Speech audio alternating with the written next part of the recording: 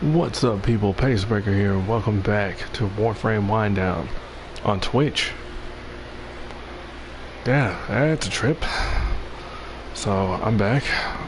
Sorry about the audio. I have a fan, a very nice, powerful fan back here. So I'm gonna try and stay out of the way. Okay, so it's been a minute, and there's been a lot of crap going on mentally and personally and such, so yeah, sorry, that's the reason why we haven't done anything. So we just got the next update on console for Warframe, the Steel Path. Basically hard mode, go through the star chart all over again on hard mode. So I just updated earlier today, have not touched this yet.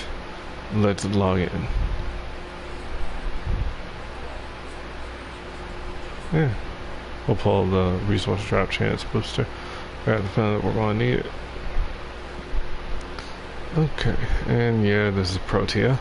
For those of you following, yeah, this was the newest Warframe, which I hadn't actually picked up yet. And she is actually kind of fun. Yeah, so I was fortunate enough to be gifted this by a friend, because good lord, the grind was just unbearable.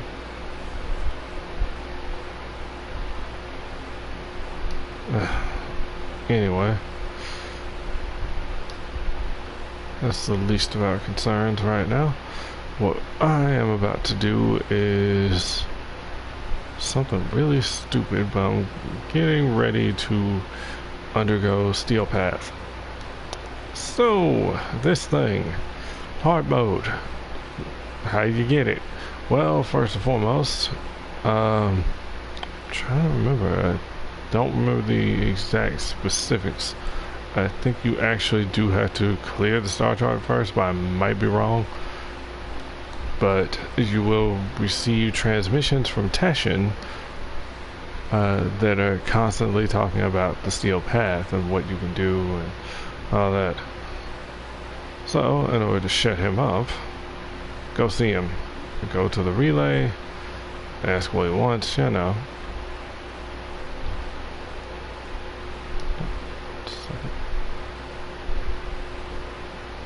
Of course.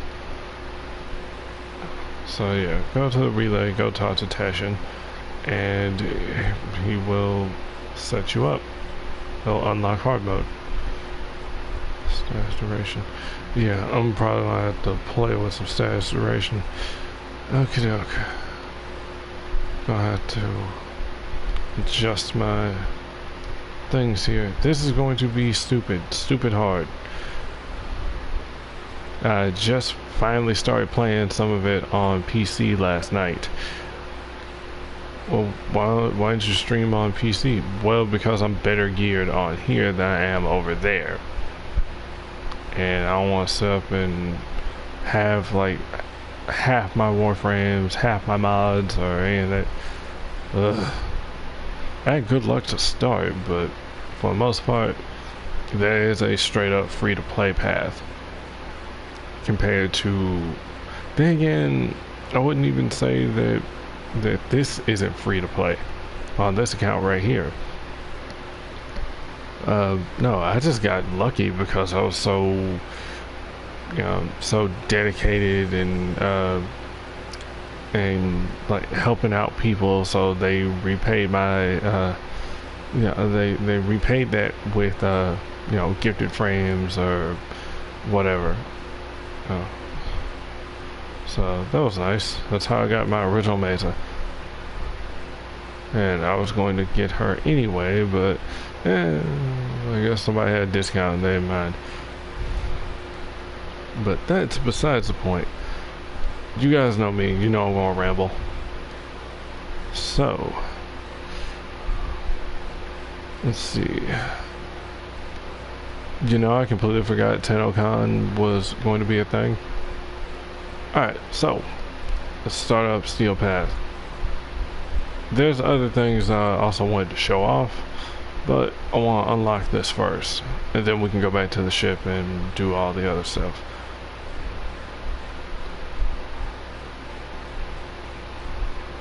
And I don't have comments turned on. Let's see. So you go up to Tesh and you talk to him, then this comes up. You select this.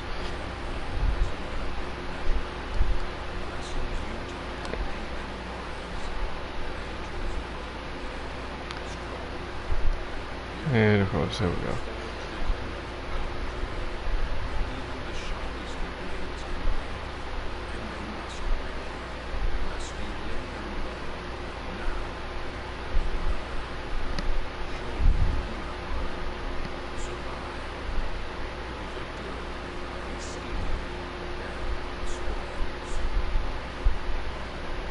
Accept Tesh's challenge and unlock the steel path? Yes. So, it begins.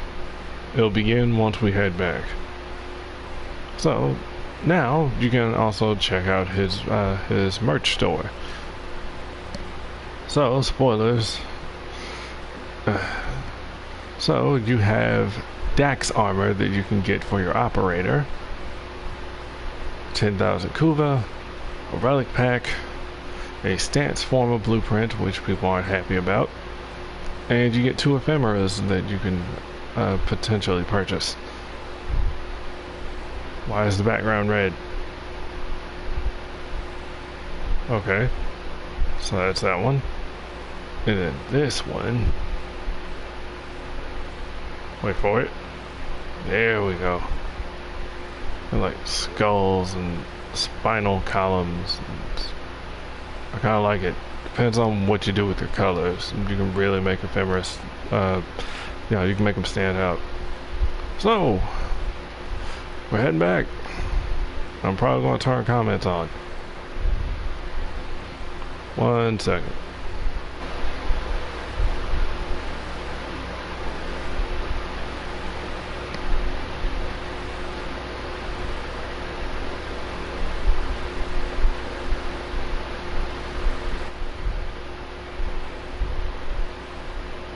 Ah. Hey, you would stream at this time while I'm about to go to sleep, you nerd. Thought I'd pop in to say hi though. Hey. Yeah, I was gonna get on earlier, but then food and I was just then I was just being a potato. Okay. I don't know, today has been weird and I barely slept. I don't know. I had stuff to mess with. Okay, anyway.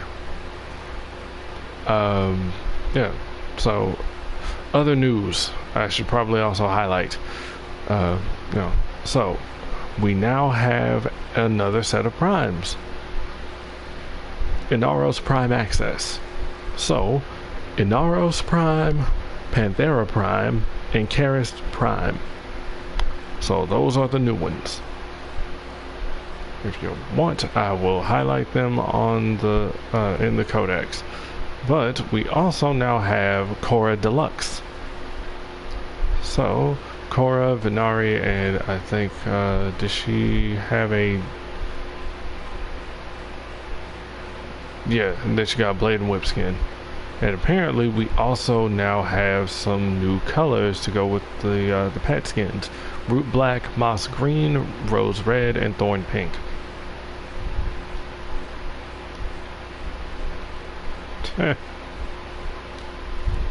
So, also, I suppose I should note, with this update, you know, anybody who had put work into the Zorus, that throwing weapon that you got from completing Deadlock Protocol, which was the last thing I streamed, this thing. The thing with the infinite combo duration. See, right here where the cursor is? Yeah. So Warframes like Atlas with his landslide, or Cora with her whip claw, those benefited from that infinite duration.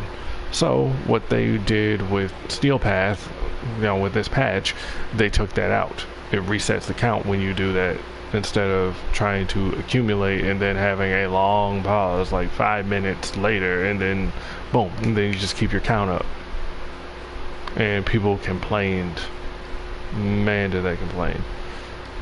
That's not what we're here to talk about. I mean, I could sit up and talk about it, just keep going, but that's not what we're here for. Not yet. So we are going to show off the new Deluxe, because she got one. Except for the fact that my colors are kind of basic, black and green. The concept art looked better. I don't know, she's a bit too round at the bottom.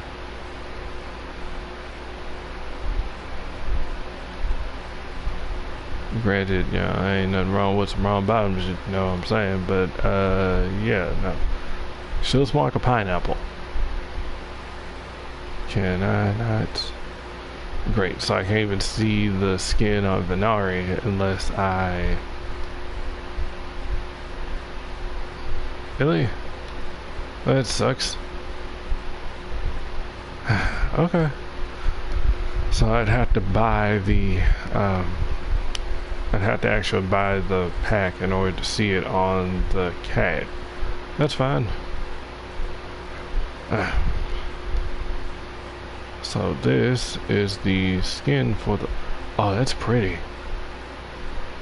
Oh, let me change colors so you guys can see. I would have nothing but dark, but it looks good to me.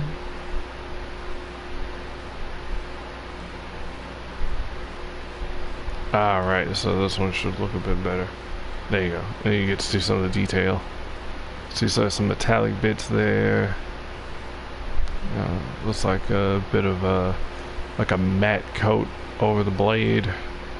Look at that. Looks nice. Again, I'm a sucker for these blade and whips. So, yeah. Alright, so we are going back to Redeemer Prime, going off Cora, and I'm putting Nature back on. Because I'm about to undergo this crazy crap, and we've already wasted 12 minutes talking about cosmetics. Because this is going to take me a minute. So Arcane Guardian, Arcane Energize.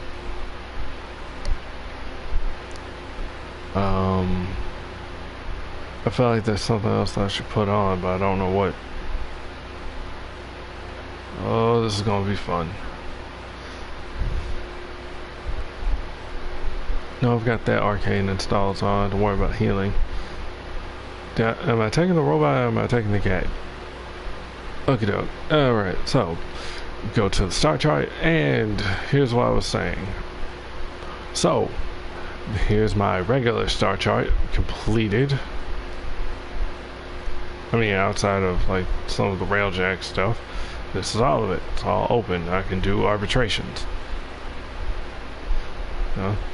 So, what this is basically a switch. And then, boom, you go to Steel Path, and now, as you can see, if I go to Sedna, all of Sedna's locked.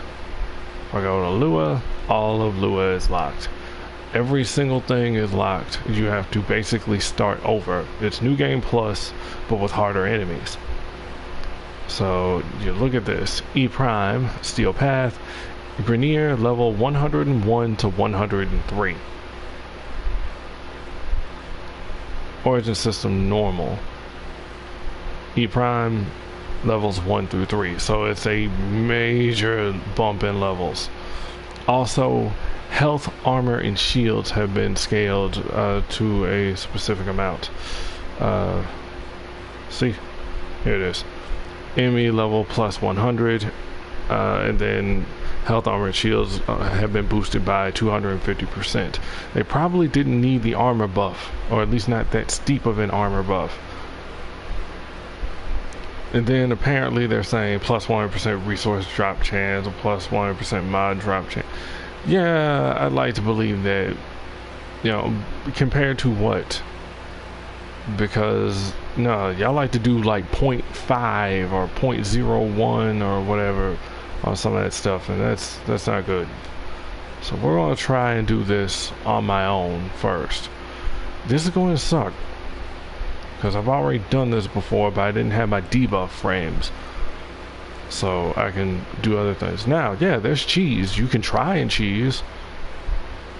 Ash is not going to be able to fatal teleport as far as I'm aware.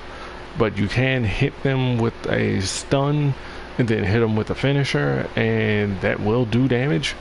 But thing is, well, you know, oh, I could just Blade Storm with Ash, and maybe, depends on your build. It depends on your weapon build. But this is going to hurt. The rewards aren't even better, honestly. At least not yet. I mean, and there is no scaling rewards. It's the same stuff as before.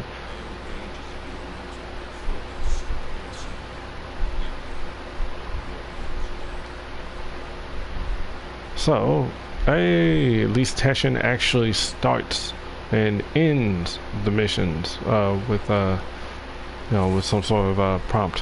What the heck is this flicker? I'm just gonna guess that's just how it is for this.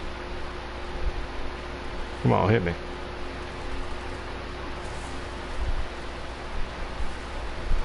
I should have switched over to Corrosive.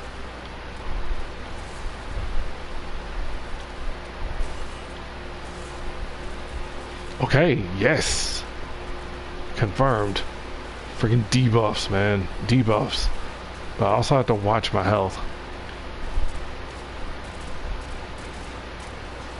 Mainly because I don't have any health. I have lots and lots of armor. That's what that little ring down there in the bottom right hand corner is for. That's my bonus armor that protects me before I start taking damage. Once that sucker reaches 0, I'm done. I have to find cover and put it back on. Pop that sucker. So what I'm doing here is hitting them and then making them more vulnerable. And since I've pushed my stats, I actually have basically weakened them as much as possible. Like, that's some serious exposure to damage. Dang, I had 12,000. I got so much more. I really wonder how Saren's gonna do in here. So people were like, oh, well, this is just a way to find out what's meta, what's being overused, and how we can nerf it. I'm like, okay. Come on, shoot me, you idiots.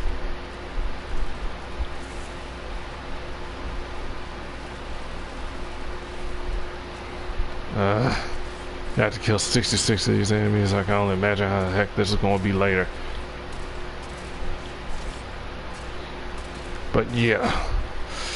You know, oh, crit is king. Possibly, but here, you're going to want status. So you can try and strip this dang armor.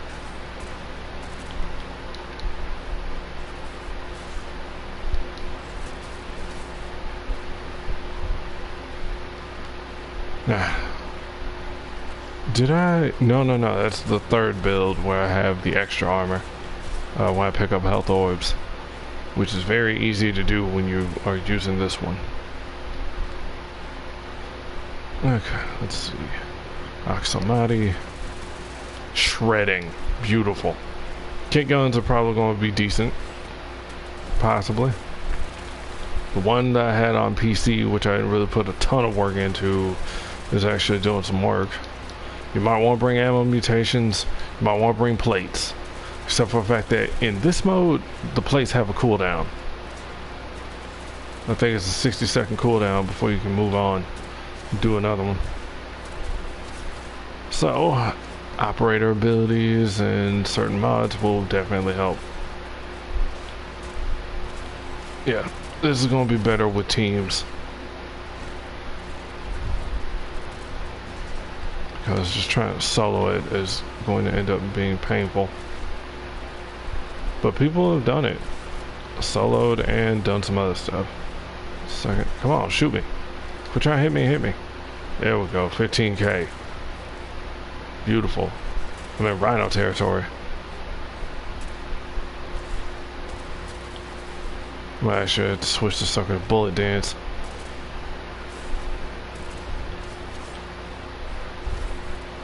But yeah, it's definitely less difficult compared to how it was on PC. I don't have all the same mods and warframes that I do over here.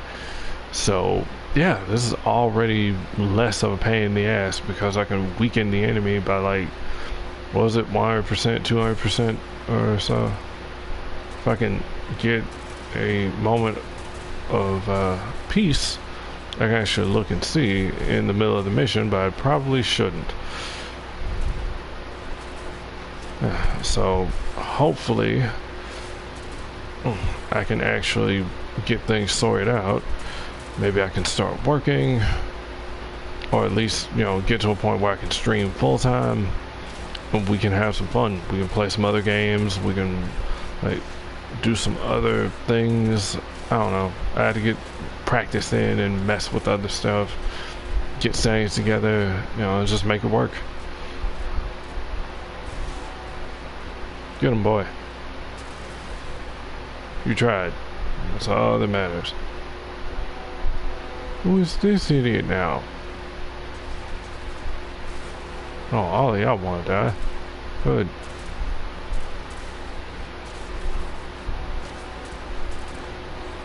So yeah, there's a special like resource that drops from Eximus enemies.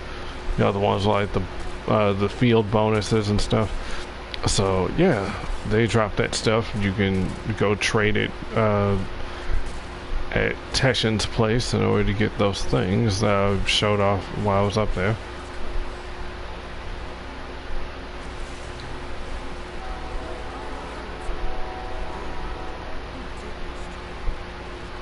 $28K, beautiful.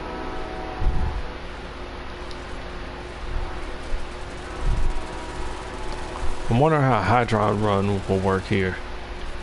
Like, am I going to level faster or no?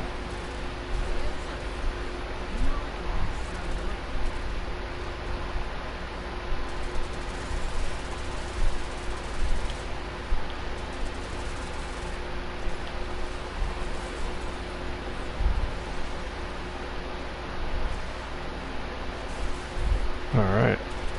Start the healing process. Oh no, there's a Nox. Oh, second. Let's pin you like a butterfly.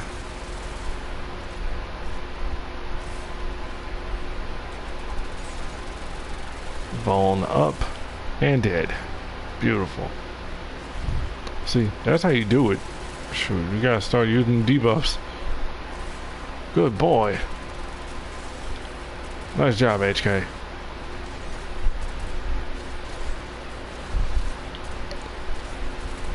Blam. Well, I don't feel completely useless like I did with that random that I ran with. That was this morning. You know, we were just playing, you know, it's like, oh, hey. And then, oh, Lord, the defense, man. Like, there's way more enemies in the defenses.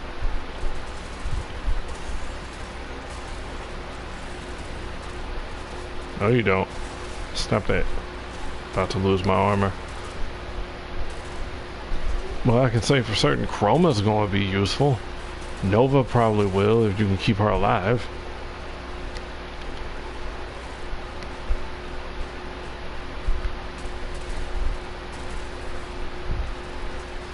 And then there's that, if you are used to dodge, you know, used to bobbing and weaving, you know, moving, always moving, then it's, you know, you'll stand a better chance. You'll survive better because the enemies can't hit you.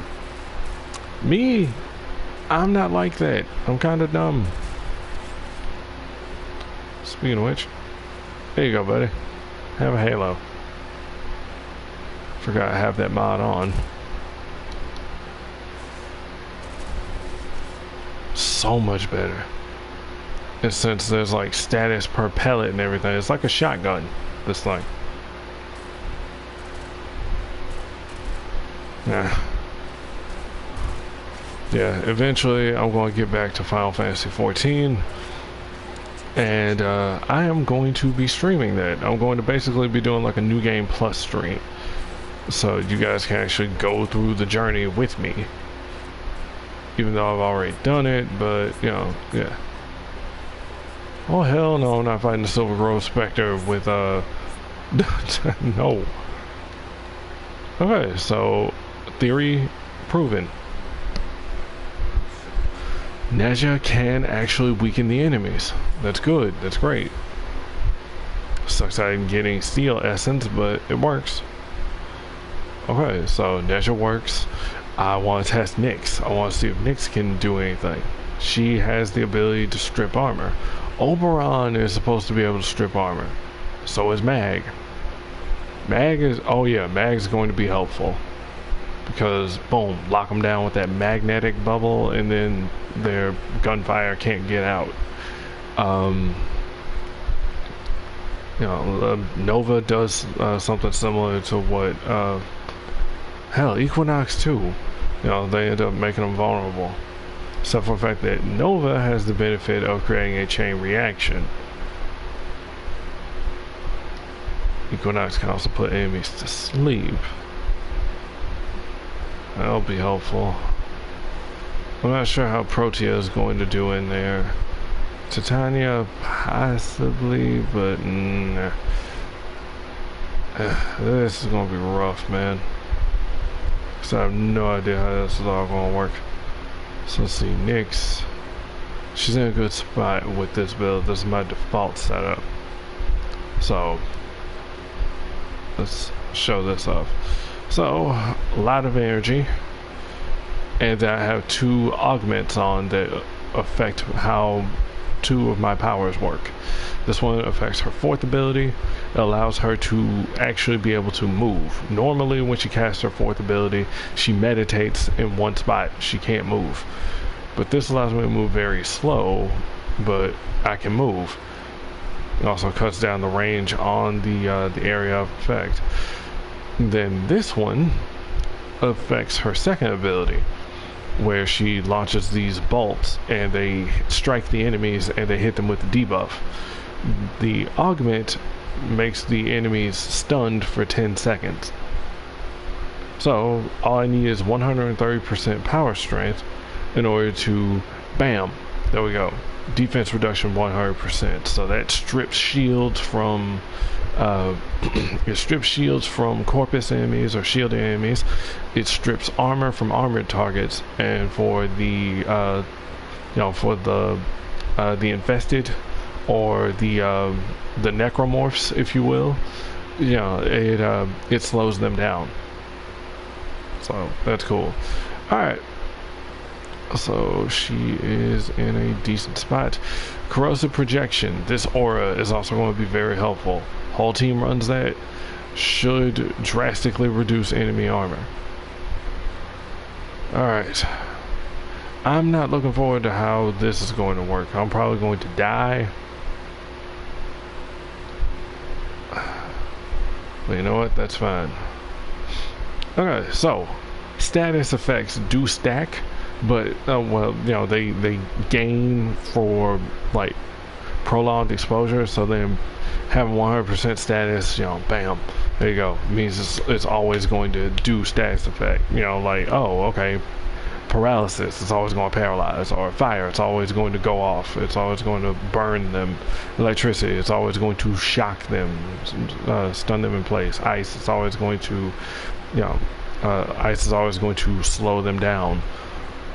The combo versions, like viral or corrosive, those only stack up to 10 times, but the individual ones can keep going up. That's good. We want that. Especially because we're about to do something real stupid. I'm going to try and go for corrosive, even though that's not really going to do anything to their armor. If anything, this is actually a decent setup. I mean, well, there is one other thing that I would probably change. Probably take this mod off and replace it with, let's see, we'll replace it with duration. I want status duration, continuous misery. I have never actually used this mod, but I'm willing to try. Because this means that those status effects will stay up for a lot longer. I'm not sure about how much longer, but yeah. So let's go on ahead and try and do some stuff. We're going to go public on this next one. Because honestly, me trying to do it by myself, no. Also, I could help somebody else who might also need some help. I can already do the nightmare version. Oh, that's good. The nightmare version is the normal. Thank goodness. Speaking of it, because yeah, that's the thing. The way you unlock nightmare missions is you have to complete all the missions on the planet. And you know, you finish that little challenge there and you get a mod. Okay, so let's move on. I tend to drag things out as is, but hey, do what you do. Now, what I'm going to try and do is stream more on Twitch, especially since the internet connection has been fixed. So I actually can stay on for longer. There's a bandwidth thing. So now we're going to try and stream more often. I have a schedule that I would like to run Tuesday, Thursday, Saturday. Those are going to be my main stream days. I wanted to do music and sound on those days, and then maybe do some gaming on Saturday and Sunday, or maybe Friday. Not sure. Yes! Confirmed.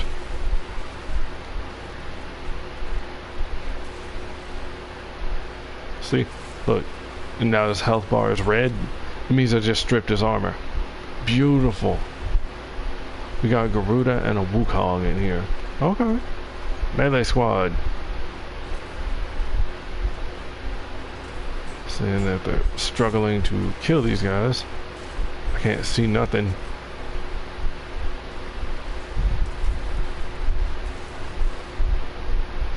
Oh, this is beautiful. So yeah, there's a way to, quote, cheese this. I kind of did want viral because viral cuts the enemy's health in half. Corrosive strips armor. Kind of did disappoint me though. Oberon has a skill combo that allows him to strip enemy armor. But Homeboy can only do so much of that. And it doesn't affect, oh, for the love of chicken strips. I don't know, it used to be like my way of censoring myself at one point. Don't know why, but it was. I don't remember if I did that during any of the Let's Plays on YouTube though. And then there's that. Somebody asked if I would do SmackDown Here Comes the Pain as a Let's Play. Yes. I said I'd be willing to consider doing it. Thing is, I did not like the way the video quality looked when I was playing the old games, like Bully and all that. Like the way my setup is just did not support it. So what I wanted to do is get a composite to HDMI upscaler, and then I'd be able to record in better quality. You know, basically upgrade my dang setup like everybody else does. And people are talking about, oh man, if he had a better mic. I think I know what the problem is. Mic cable. I think I mentioned this before on another stream. It's the cable. It's not the box that it connects to. It's not the hardware that the mic connects to. Because I have a new one and it's still happening. Hopefully it's not the microphone. I got the feeling that it's just the cable. Because if I can replace the XLR cable, I think that's the answer to all the problems right there. Just boom, replace that. clear audio quality, because that's a good microphone. Or at least, you know, the model is a good mic. I consider getting another one, but it's not really necessary. At least not yet. And right now, what I'm using is my Turtle Beach Air Force Recon headset here. And it's decent. But, you know, I don't have my signal boosting and all that.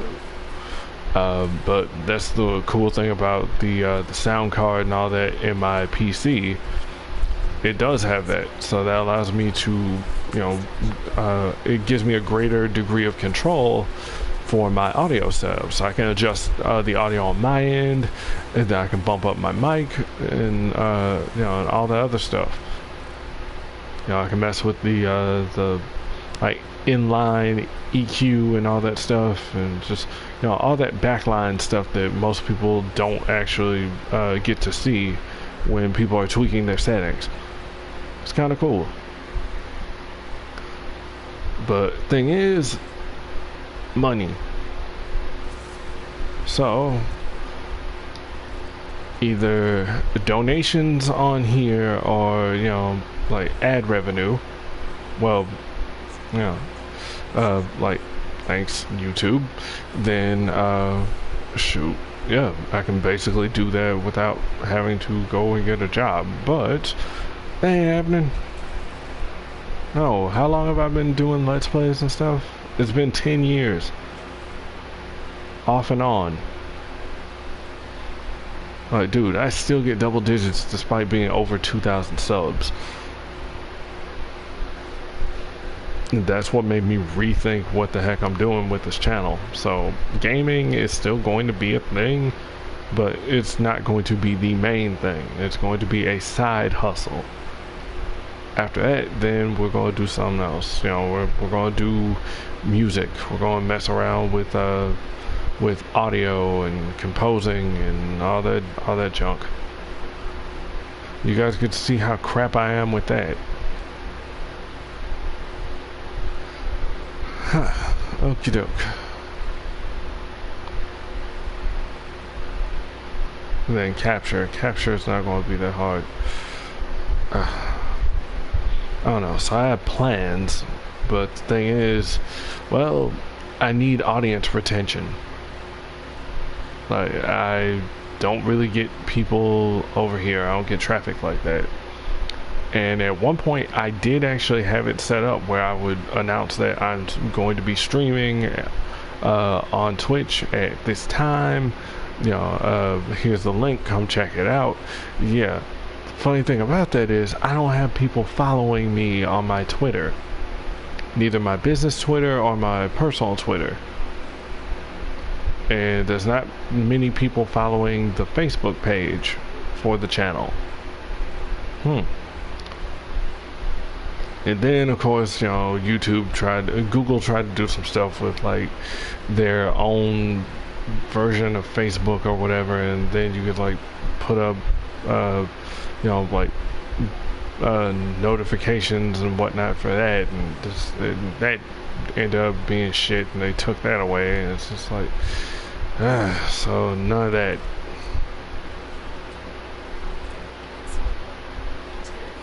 I don't know, man. For the most part, apparently captures seem to be pretty easy on this mode. Some people were mad. It's like, nobody asked for this. Nobody wanted this. Yeah, people did. People were asking for this mode. They were asking for hard mode. You know, they were asking for higher levels without needing to spend like 2 to 3 hours in like a survival just to get to enemies at level 100. Because that's when they actually became a challenge for people. Because you've seen how my mods look. People end up running similar stuff or even crazier setups. And that ends up, you know, well, that ends up being overpowered for stuff that's like level 45. You know, like level 45 is like roughly average. And then, boom, it's done.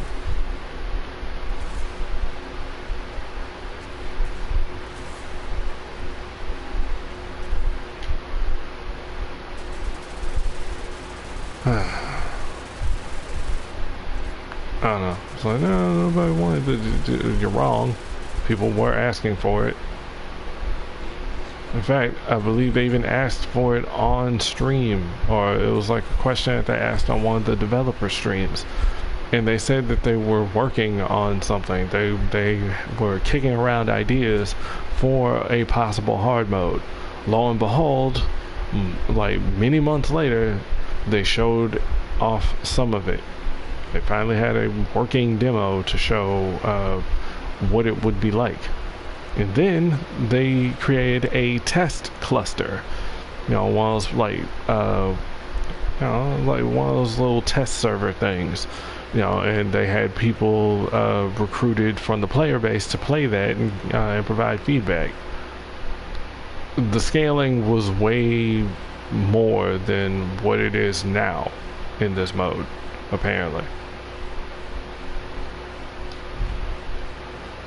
Huh. I don't know. Let's see, lift, defense. Alright, and then the other one's a spy mission. And then here's the dang interception. Oh, this ain't gonna be fun. Because you still have to go to Cetus and Plains and in order to get to the mobile defense right here, to get to the Mars junction, to then subsequently get to Mars. Down here is going to take you to Venus. So I'm going to assume what they are doing is modding for the stuff we're about to get into. If anything, I'll switch over to my kick gun and see what I can do against the enemies. Because this is good, but I have my primary here, Earth Stream. And this thing is nasty. Crit beast. I would like to actually try and mess with it to get the status up there at least.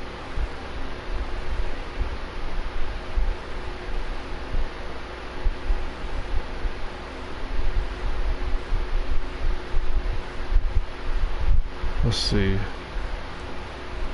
Can I put in rifle aptitude? It cuts down on the fire rate, but turns that up, and that's good. So what was that, 90? Oh, okay. 63, 65. I'll take the 63. It also means my critical damage goes up. So, hey, we good. So, I don't know how long it's going to take them to, unless they don't want me in. I don't know. See, Protea, Ash Prime, Gauss. Alright, they are ready.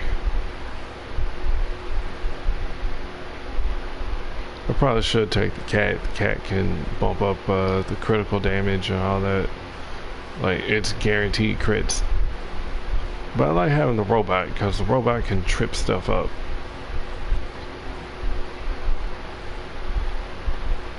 Let's see if the cat will survive.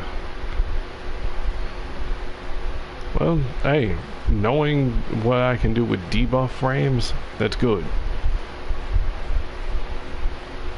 So there's several of them who can put debuffs on the enemies, and I'm not sure if they can stack or not, but yeah, that's good.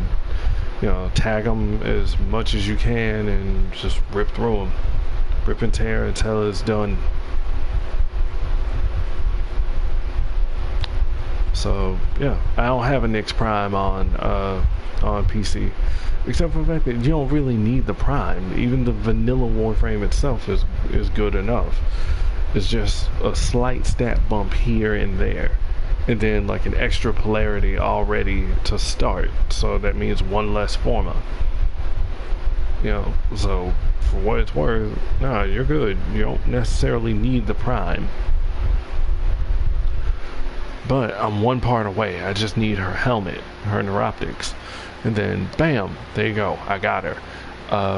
I believe I think I already mastered Nezha. I just have to either rebuild him or maybe wait until the Prime comes out. Prime should be released, I think, by October or so. If Inaro's Prime just came out, like this month, and the Primes are usually released every 90 days, then that means, yeah, October. But then again, they're probably going to do it early, maybe. This way, then, so September, and then like another 90 days after that is December, and just in time for holiday season. But I might be off. They might actually just go ahead and do Netra Prime for December.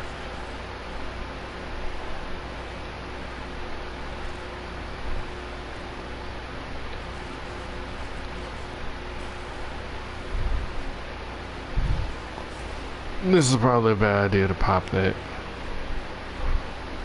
especially since I can't see anything. So they have limbo, so they can do their own little time stop, kind of keep everything locked down if it comes inside, and if it gets over here, then we kill them.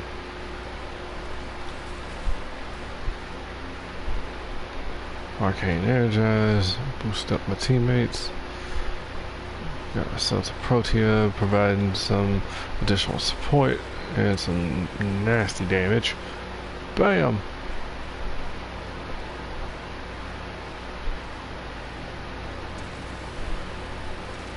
Ooh, that's nasty.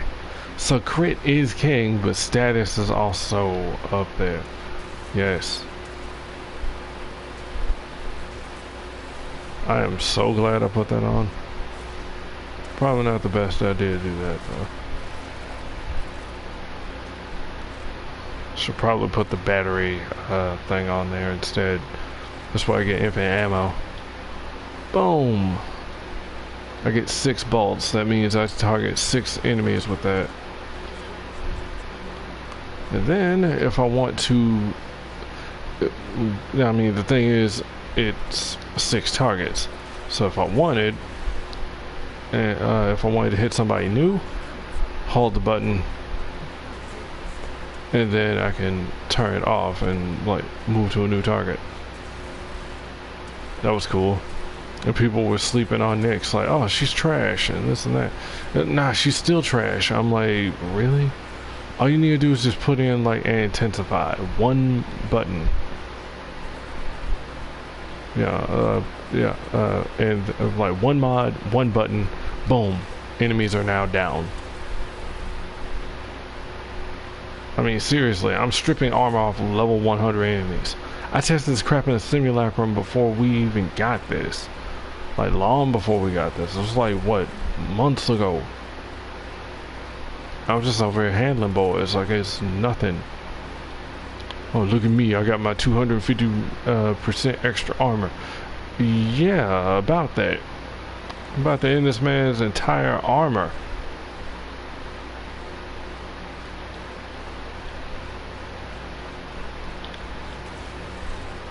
Yeah, thought you had me. You ain't got nothing. I can mind control fools and like. Look at he's over there stuck on. A second. Yeah. I can't. That's fine. You know what? That's fine. It's fine. I mean, she could probably use a few more tweaks or maybe like another ability, but for the most part, she's good. I like her where she is.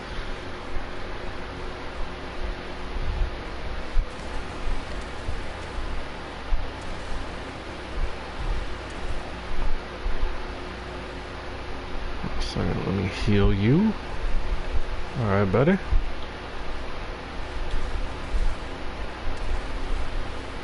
I don't even have to go that close. I've got like the maximum range on this beam. So it's all about the mods. You can have, people talking about, oh, pay to win. It's win what? There isn't really much of an end game, even though we now have this hard mode thing. Still, not much of an end game. It's pay to progress faster. Pay to not have to wait. you know, when it comes to like crafting or just buying a Warframe or a weapon straight up. But for the most part, you know, like, you're not winning. You know, hey, if you buy mod packs, guess what? Those mod packs are random.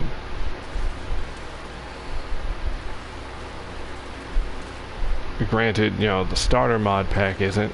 It comes with essential mods. But, I could swear, like, all the rest of them aren't. I don't know. It's not pay to win. It's pay to look good and pay to not have to wait.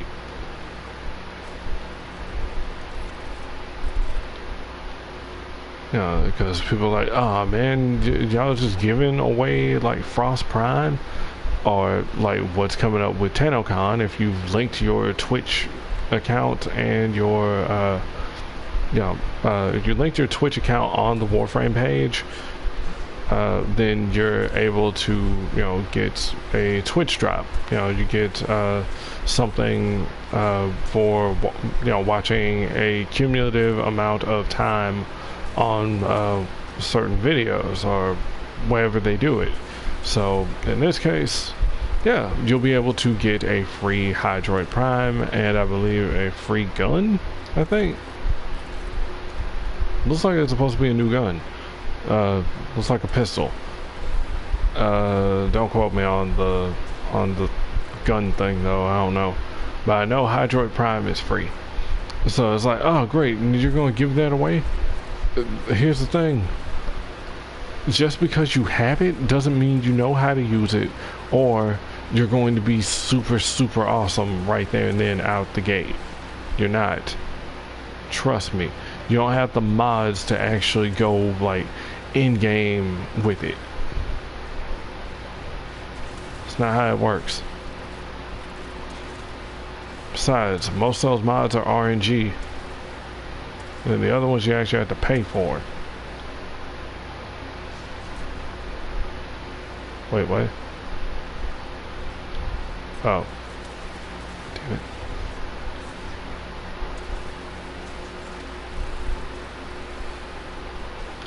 No, you don't. I know, I'm over here way on the other freaking side, but give me a second. Let me kill this guy and then we can go. And see, look at that. This is taking way longer than usual. On average, with a good setup, it only takes about, it only takes about maybe 5 minutes to do like 5 waves. It's like a wave a minute. You know, so then you can easily get to the objective, you know, and then exit. But in this mode, it's harder. We're on wave 3.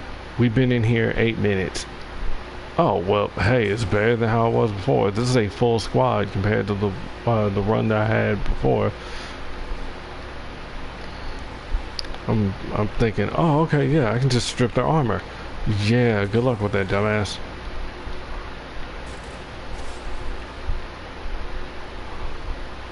Yeah, I can strip their armor. Yeah, no, Oberon's armor strip doesn't work for some odd reason. You put down like the grassy patch, then hit his 4th ability twice, that strips their armor off. Or at least it's supposed to. Not in this one. I do love the fact that, like I said, the mods make the game. That affects your gameplay. So no two players have to play, they have to mod the exact same way. Yes, there are staple mods. These things affect, these things are going to be necessary, like your armor, your shields, depending on the Warframe.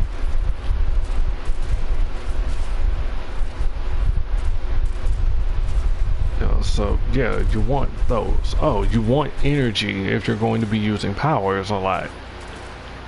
So you want to use something that'll give you more energy points. Stuff like that. But then you have other things that affect you. So then you end up with like more, you know, you get to block more, or you get like more combo points while you're blocking, or you get to do like additional effects, like when you do like this little spring jump thing, this bullet jump here. When you do it, you can knock enemies down. There are mods that allow you to do additional things, like put fire on that, so then you'll do fire damage, or you'll do impact damage or slash damage to enemies when you do that. You don't have to put that on, and it's like those augments that I was talking about, like what I just, you know, what I just did there, where I made the enemy stunned when I hit them with my power. That's something you don't have to put on. I just do that for survivability because, good lord, once it gets panic mode, yeah, you want that.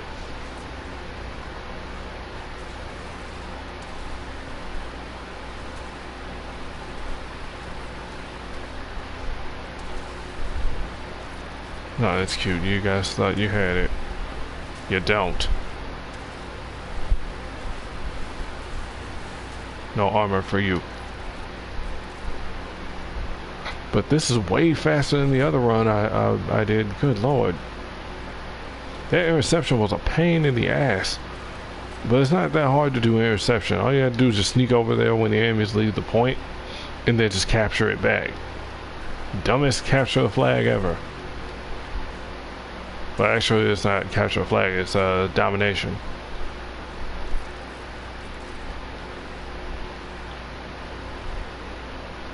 Yeah. Huh. But yeah, so far, yeah, it's less painful when you have Warframes that can do support and debuff. Wait, that it? No. Oh, okay, yeah, I forgot I've got invuln while this is up. Right. Let's see. Now, I'm not really into MOBAs. I considered playing League. I downloaded it, but I never played it. I don't know.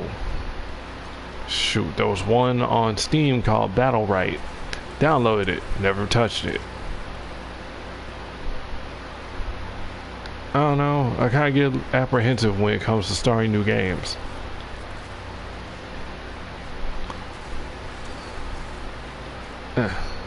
But I mean, it's not that hard. But the thing is, it's like how you balance the time for that. Like I'm already playing Warframe on two platforms, and then I'm playing Final Fantasy 14. Then I was also streaming Spider-Man on PS4, as well as Darksiders 2. I will be getting back to Darksiders 2. I will be trying to finish Spider-Man soon. And that's going to be sooner than getting back to Darksiders. Then I'm going to try my hand at an all-mage run of Dragon Age Inquisition. That's going to be a nice little challenge mode. Just like I planned on doing an Ash run of Pokemon Yellow. And those basically only use the Pokemon that Ash used in the anime. Granted, that means I might have to do some exceptions in order to... Why? Oh, they had instant heal. Instant revive. Okay. So, yeah, that'll be interesting. Granted, like I said, I might make some exceptions. I was going to only have them use the abilities that they used in the show, but it's Gen 1, so I don't know. I don't know when the heck I'm going to try and do that. God, it's going to be painful. Hopefully my copy of Paper Mario will still retain saves, because I want to do a playthrough of that. I also had to go pick up 1,000 Year Door and try and do a playthrough of that. That one's going to be completely brand new because I've never actually played that. I got a whole bunch of stuff that I want to try and play for stream. There's the Uncharted collection. So that's Uncharted 1, 2, and 3. I got that for free because, you know, they were doing the free game incentive campaign thing because of stay at home. And then, you know, well, yeah, shoot, I also got the Tomb Raider reboot for free, so there's that. Sonic Generations was like freaking $2. I bought that not too long ago. I think it was like, what, a few weeks ago. I have not played it yet. I kind of want to play that on stream. So, yeah, we got stuff. It's just a matter of actually getting on and playing.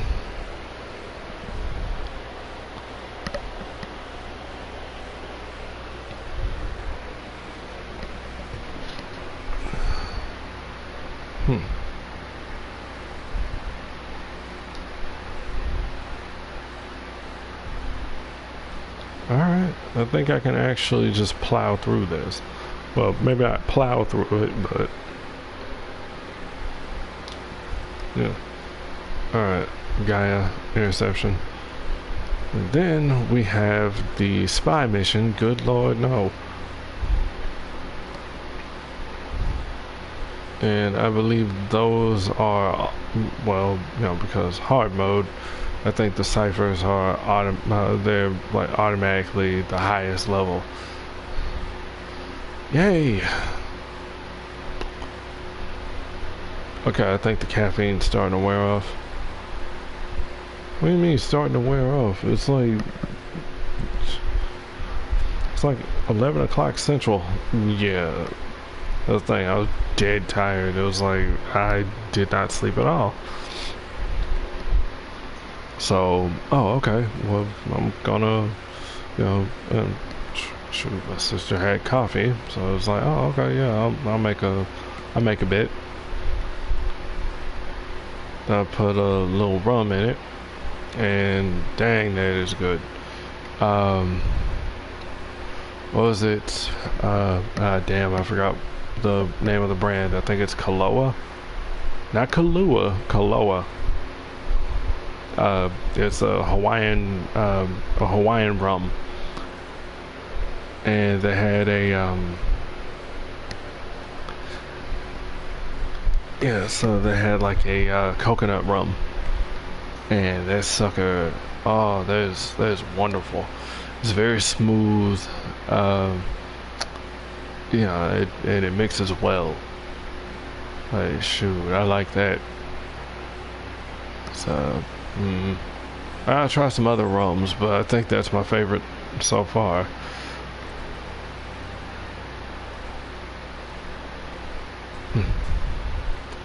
Okie doke.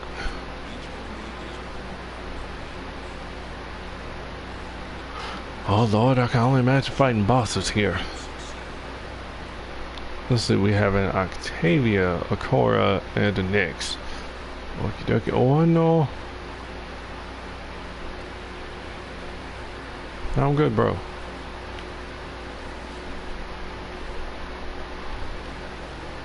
Okie doke. Should have touched that. Beautiful. This is my melee of choice. This is what I was talking about being, using the blade and whips. Let's pop a little chaos and cause the enemies to fight each other. I love AoEs. Now, if I was also bold enough and all that, would have probably tried to, would reach out, see about getting into like a D&D group, if it was just an online one, and then maybe, just maybe, see if we can actually, if we're comfortable enough, get to, streaming the sessions. Or at least I'll sit down and like regale you guys with some of the details of the stuff. Man, honestly, shit, 14 is gonna be like that. You guys are gonna see me play, and well, as part of TOS, I have to keep the chat covered. so you won't see any of that, but I can probably tell you some of what's being said.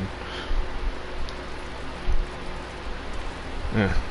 That'll give you guys tips and stuff about playing 14, even though I'm not good as a DPS. I'm decent. I try.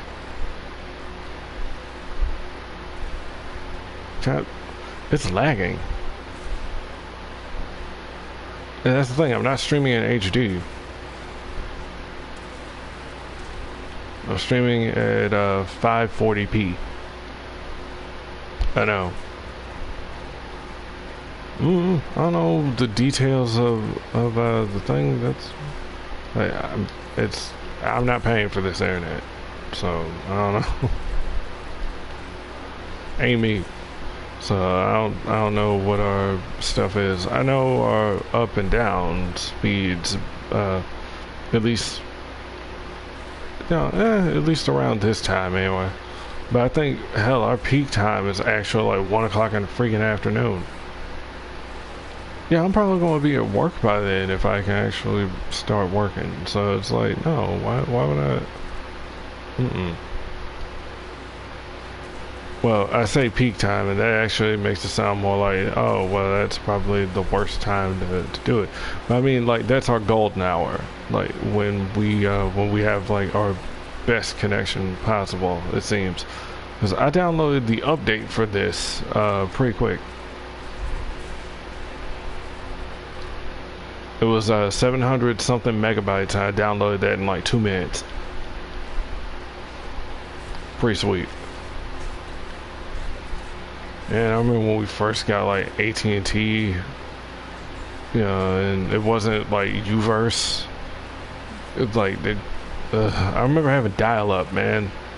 Dial-up was such shit, dude. I played Final Fantasy 11 for a little bit on dial-up. It was not fun. It was not fun downloading that huge ass update. Because it was the vanilla game, but then also had to install like the other stuff, and then like the proper patches and all that, and it took a long ass time. I remember it's kind of like a fond memory for me. I was watching, damn, that went relatively quick. I was watching Kung Pao Enter the Fist. I watched that shit twice, and by the time I was done, the update was done.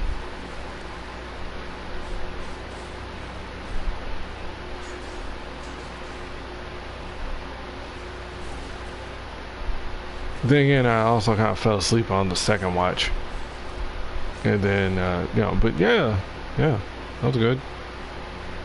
That's one way of doing it, because I still had DVDs. I mean, I still do, but that's good. You have those, and boom, you get to watch something else while you're waiting.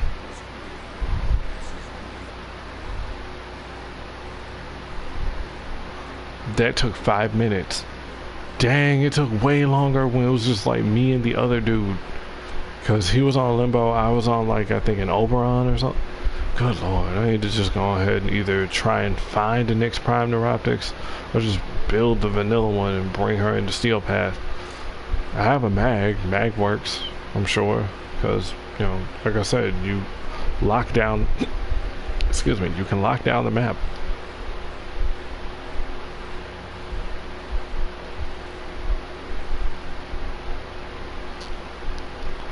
Okay, this is gonna suck,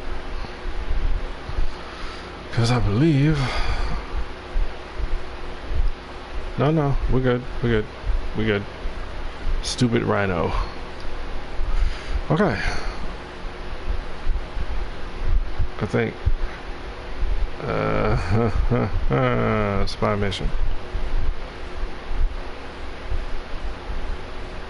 You're actually going to do a spy mission on a Nyx? Yeah, it's Earth Spy. Granted, yeah, probably should have brought the bot. The bot can also hack. I don't know, man.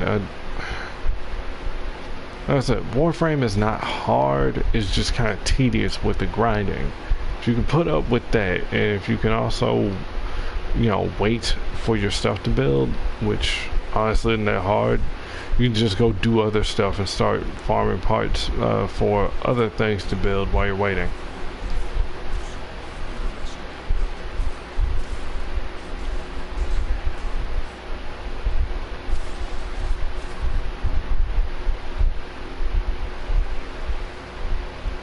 So yeah, but yeah, I wanted to actually play this game with my friends. So you know, there you go. We got something to do. We can play something else together and go through stuff. And yeah, kind of didn't happen.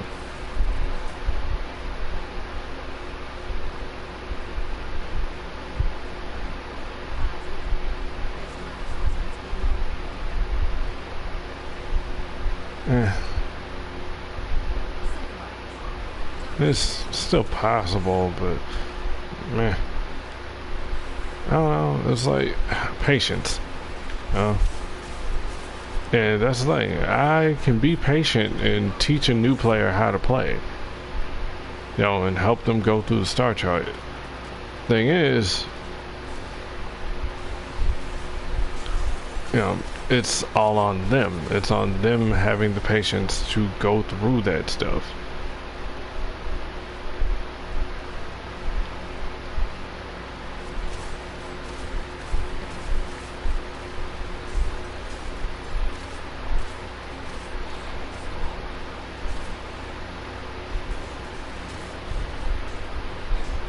That was like before somebody was saying, "Oh, well, you know, like, I'm surprised that you haven't filed to be a partner." I was like, I don't have the audience retention to be a partner. I can put out as many videos as I want. Thing is, are people going to watch? Are they willing to watch? Are they going to spread that?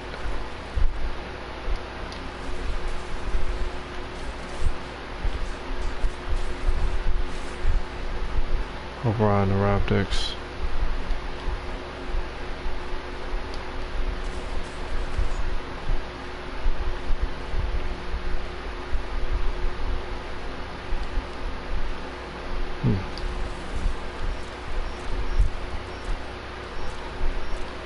Man, am I glad that that's a Parazon mod and not something that I had to put on my Warframe. Okay. I don't know. I know it's a lot to take in, but you know, baby steps. You know, and then boom, and the game opens up. Granted, the game itself doesn't really tell you how to do a whole lot of stuff, but yeah, doable. It helps to have a friend who knows what they're doing and they can guide you. Granted, you can also, like I said, buy stuff. You can buy platinum, you know, and then bypass a lot of that junk so you don't have to do it.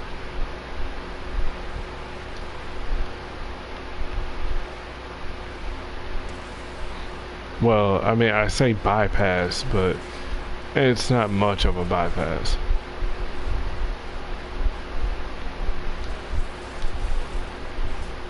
Boom.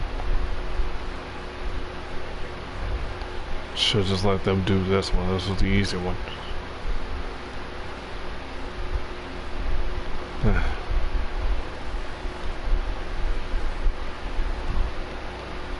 So then, because you're not gonna like that's the thing. You can buy some of the other weapons, you know, and ignore the rank requirements because you have to be like a certain like prestige level in order to be able to use certain weapons. And you can actually, you know, bypass that. But, you know, for the most part, you know, you can basically farm everything in the game. It's just a matter of knowing where to go. It does suck that you practically have to play this game with the wiki open, but I mean, you know, I don't know. I still enjoy the game to an extent.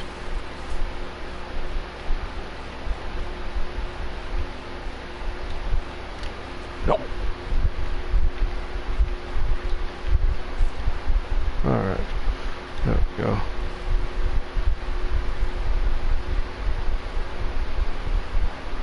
Almost screwed that up. Because there's a sensor there. You get seen by that. Goes off, and then you gotta go quickly get in there and hack it. So it's all about knowing the blind spots or the shortcuts and all that, so you can get in, get your stuff, get out. And since it's Earth, you know, it's still pretty low level. Granted, there's a tower where there's a lot of, and then apparently there's actually guys in there. It's foot soldiers, so then you have to dodge the minions or kill them or whatever and get in there and do what you do.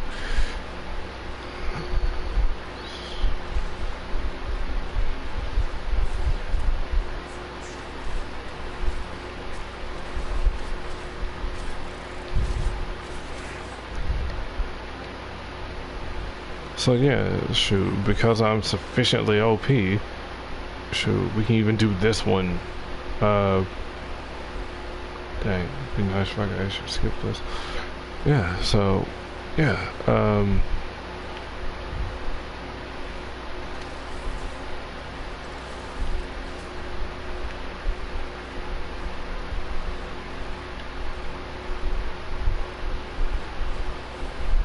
crap. Damn. What be those?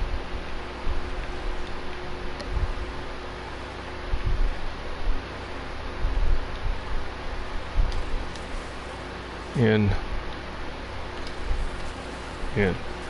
Done.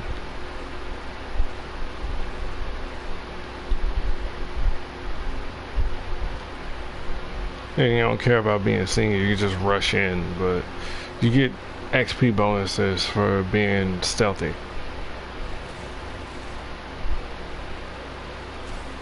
Yeah, I could do this one solo, it's just, But like I said, why not actually leave it open, you know, and then help somebody out? Because not everybody's used to the spy missions, not everybody likes the spy missions, but it takes practice. That's basically it, it's just practice.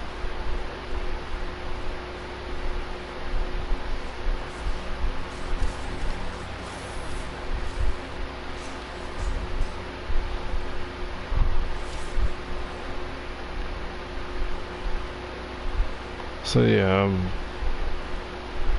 actually doing pretty good. I didn't think that I would. I don't know, I was wondering about it.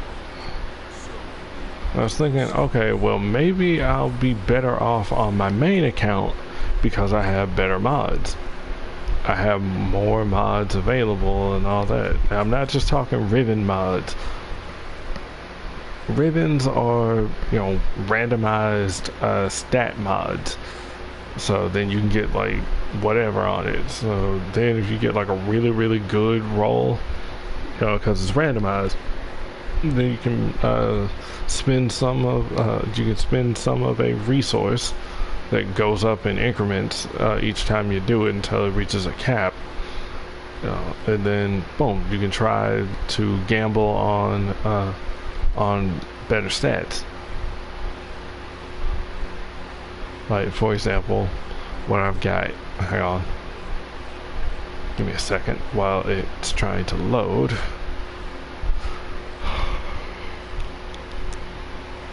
Come on. These. See, so now I got this. This turns up my bonus damage. You know, it does like extra, like, it it does like an additive bonus after calculating the regular damage to corpus enemies. It gives me a boost to my fire rate and also bumps my critical damage up. Now, I can actually put this on my gun and still put the critical damage mod, the normal critical damage mod on there. And then that ends up being even more powerful. You don't need these in order to play the game. You don't need these in order to do high level content. But other people act like it is essential. And then, oh my god, how dare you do this? Now this game is completely unplayable. It's not. That is not the point. That is not the case. And I get agitated when people sit up and say that crap because it's not true. That's not how it works.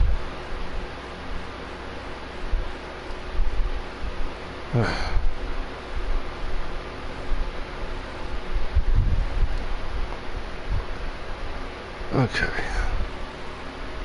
It's only been an hour and 20 minutes. Huh. Well, specific. It's a rescue mission. Because I'm going to have to come back and do all this anyway. So, Venus Junction. This is solo. So, go in, go fight the Spectre, and then move on. This shouldn't be as difficult.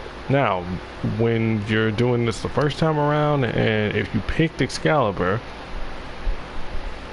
you just hit your radial blind, then hit them with the finisher when the prompt comes up, and instant win. Not this time.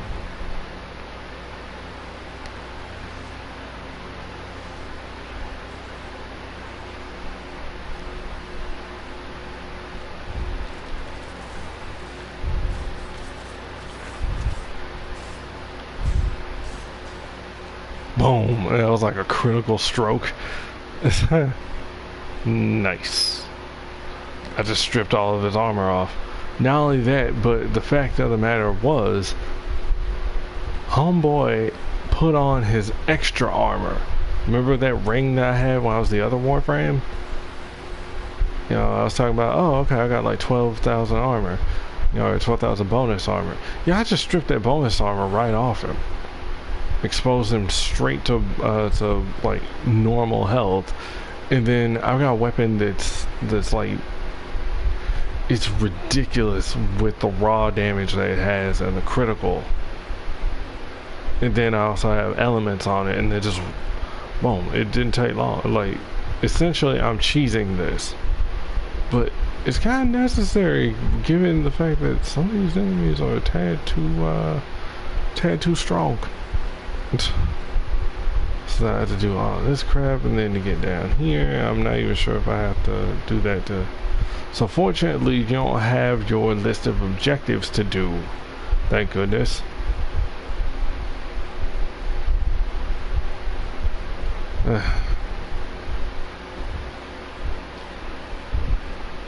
Okay, so... Rescue mission, Steel Path. Oh, goody. I don't like the idea of trying to do a rescue, but we're going to do it. Kind of have to. You know, clear out all that stuff, and then, well, here's the thing. For clearing that planet, you also get a nice ship decoration. A model of the planet. So then you can have your own little solar system on your ship.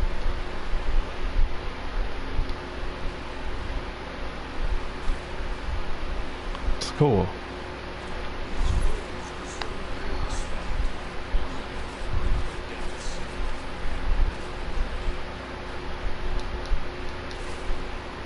Yoink.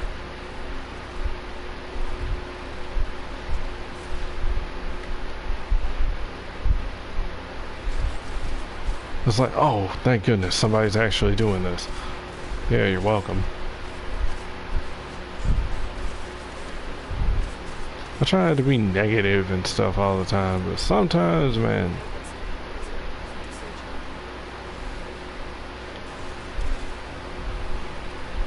sometimes you just gotta vent. You end up putting up with a whole bunch of stupid crap.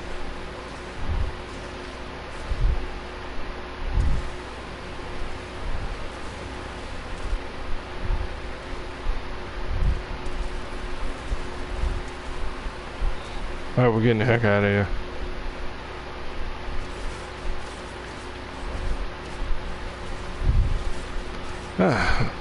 So, yeah, I'll bring it up again. So, yeah, I was having a depressed episode again. So I sat up and I was watching Botchamania videos. It's like the first time I had ever actually watched Botchamania, and yeah, yeah, that lightened my mood. You know, that was enjoyable. You know, watching the botches and you know, like the endings with like the memes and stuff, and yeah, that was fun. I don't know, man. Those depressed episodes suck.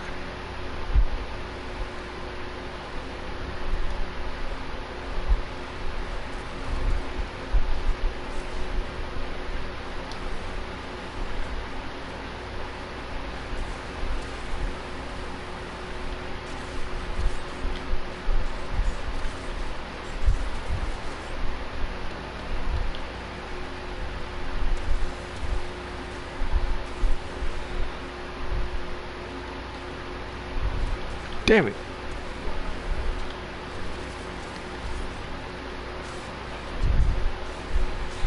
I got him though. Oh, good. Let's get the heck out of here. Shoot, I might even do like just like an IRL stream or whatever, even though I don't have a webcam, and I'll just be sitting up, you know, just talking about creative writing and stuff, because I have like writing ideas that honestly I'm not even sure I can even fully flesh out, but I can at least go over the concepts.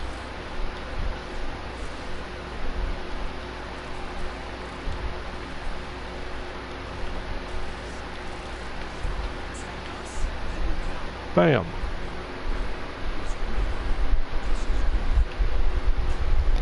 Yeah, it does suck that. Look at that. This is what you would get from just doing the regular version of that. Like, come on, bump that up, please. Like 10,000 credits, you know, maybe double resources. You know, double whatever it is that you would get. So it's like practically a permanent resource doubler, which would probably encourage people to just sit up and just farm endlessly, but that's on them. But apparently there is like, I guess like a fail-safe or whatever for abnormal mission results, like, oh, you got too many of this doesn't make sense. So we're going to go on ahead and cut you off. We're going to trade ban you temporarily. What? Okay. I don't have to worry about it, like, oh, well, you're about to get like in trouble and stuff and get like, you know, and get your partnership revoked. The partner program is dead. It's probably a good thing. Well, I'm not gonna say probably a good thing, it's definitely a good thing. I mean, yeah, unfortunately, those people that I actually enjoyed don't have the perks anymore. They'll get like the free stuff in advance and they can show it off, and you know, but it means that they don't have to fall under DE's rules.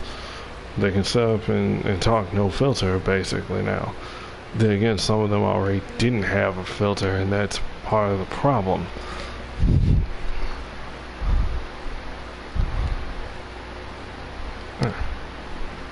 Alright.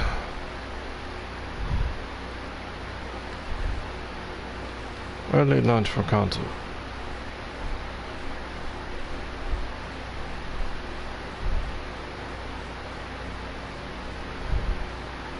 Alright, I need to come check this out while the other stuff was happening.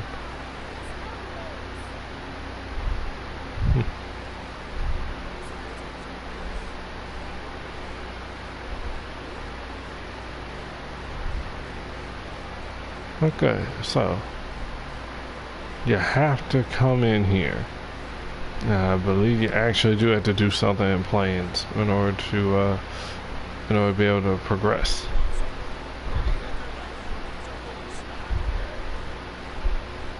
So, I'm trying to remember. I believe Steel Path actually has their own thing here. So, ooh. Yep, there we go. Let's see. And it looks to have the exact same... Yeah, it has the exact same rewards as the highest tier that you could normally do. So, let's try it, huh?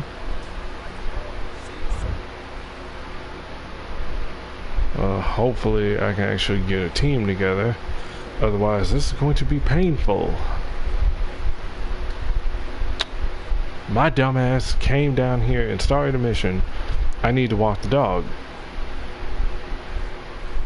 That was the thing that I was going to stop the stream for. I was just going to let the dog out and bring him back in, and that was it.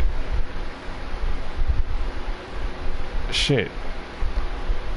And I already have somebody joined up on me. Yeah, see, this is what I was talking about. Like, the stress and the not sleeping well and all that. My memory is shite.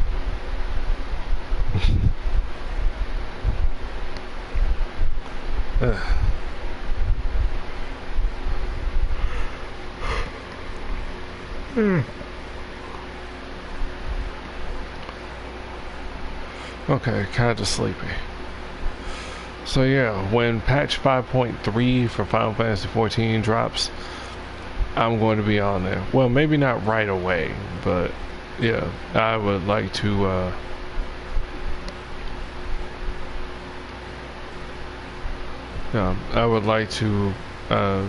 get on it. Also because we're gonna have the Moonfire Fair thing again, the summer seasonal event. So I would like to be on there before the end of the month.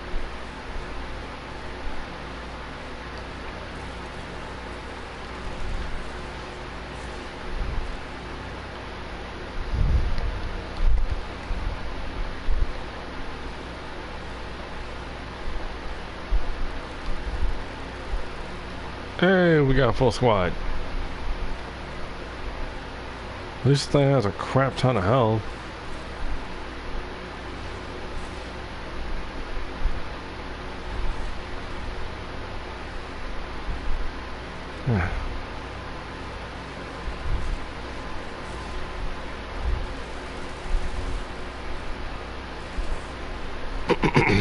Well, these guys aren't going to load in fast enough for it.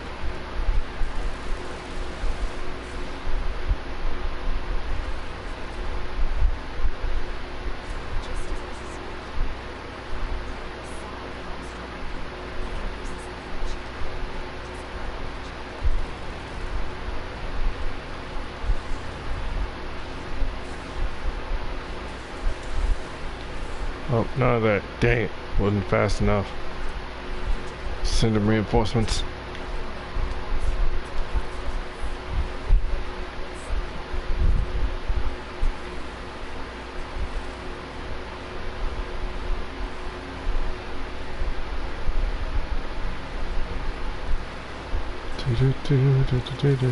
Oh, crap.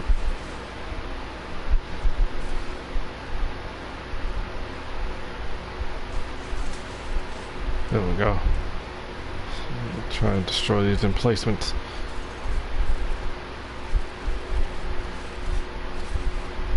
Oh, it's this one. Okay. Like a better indicator of the perimeter. No, but okay. Try and cover this side.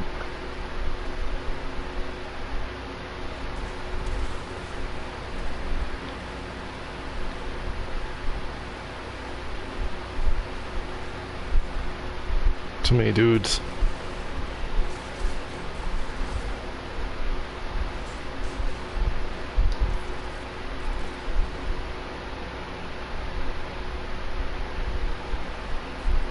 Oh man, there will be fog. Like, really. Dang, went down. That's the thing, we're on an incline. we can't really see them.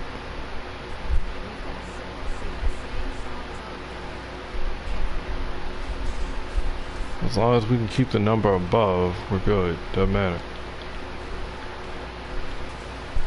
There you go, Wukong. Man, dude, that coffee was good.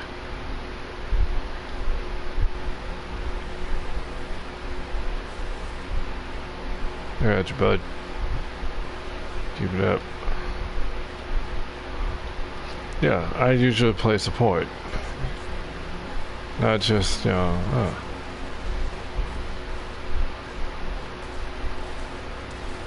yeah, not just, oh, okay, shit, you need me to be the tank, I'll be the tank. You need me to heal, I'll heal. Want me to AoE, I'll AoE. Hell, I'll even do damage if need be. And that's pretty much how it is in 14. So, like I said, I'll be trying to, like, provide some advice and stuff. That'll be fun. I was like, okay, so now we're going to do this, and then we're going to do that, and then we're going to do this other stuff.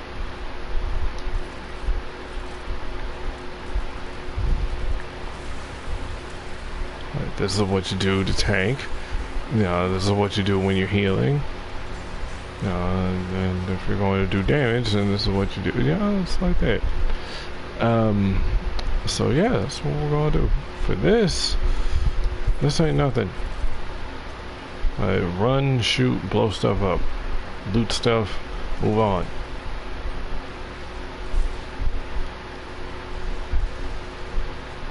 Where the heck are the remaining enemies? Are they in the tunnel down here?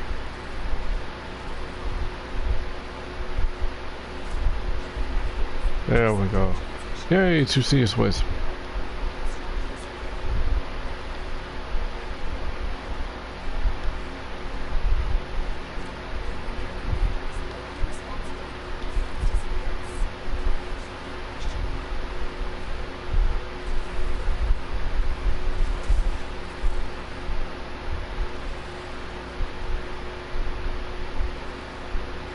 Who's this guy? Wait, did they glass him? Oh shit. Really? I don't like that that's a thing. You glass this guy before we even... So there's that bonus.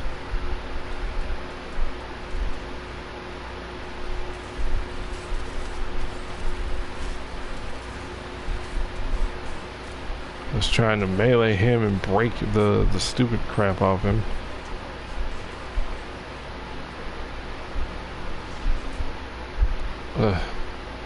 But it doesn't matter. People are just trying to clear this so I can get the heck out of here.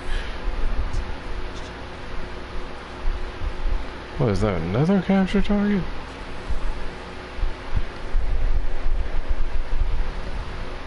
I was hoping that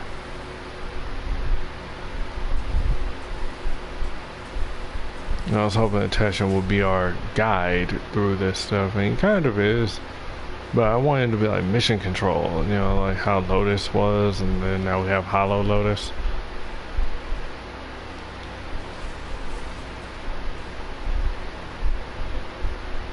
Where'd he go?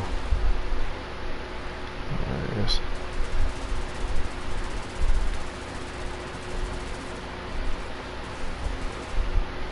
Get him! He went that away. Yeah.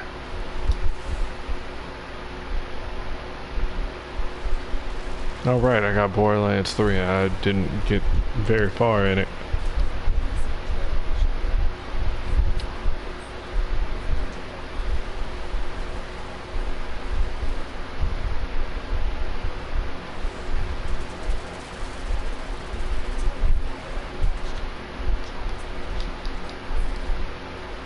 Alright, let's fly.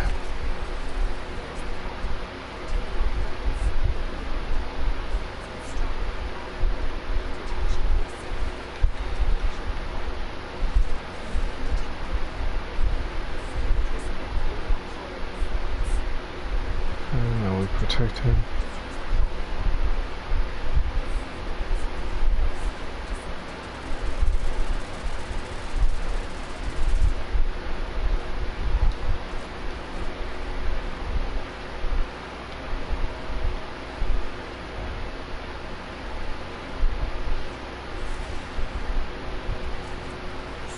Huzzah.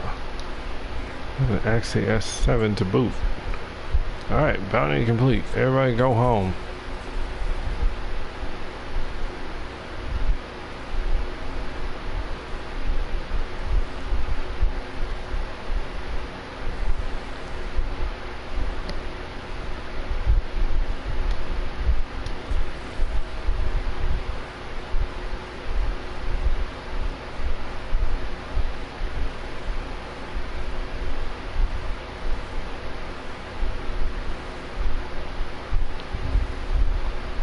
No, it wasn't that bad.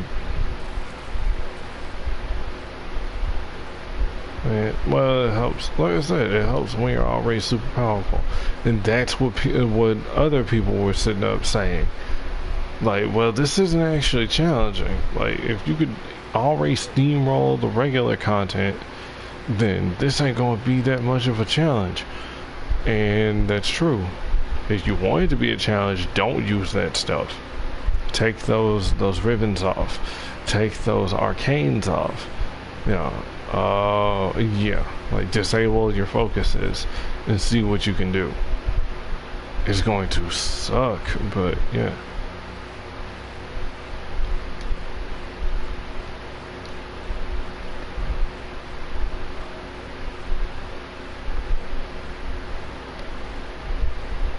And with that, we is good. We can leave, and then we get the mobile defense. So I believe just doing that right there just opened up the rest of Earth. So we can then start to finish that off. So we start at the stems. Like I said, there's Eurasia, which is the mobile defense. And then we have the other things over there. See? There we go. See? So there you go. Eurasia, then Everest, good lord, no. And the dark sectors. Oh. Yeah. Oh crap, I forgot about Arcwing. Now, the thing about Arcwing is they were like, okay, well, we're not going to do bonuses on that. Thank you, because Arcwing still needs to be rebalanced anyway. Okay, so I will be back in a bit.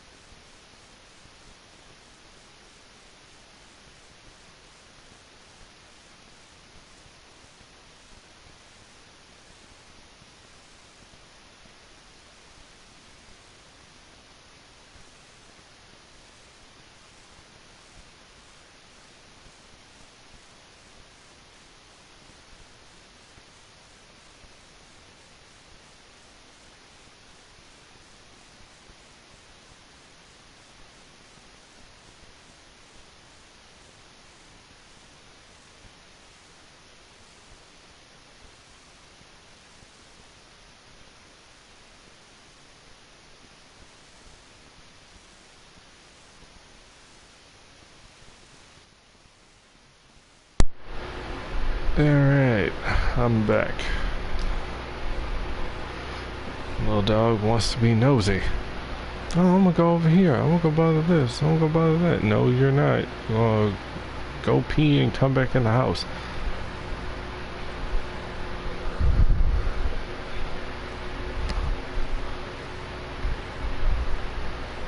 Huh.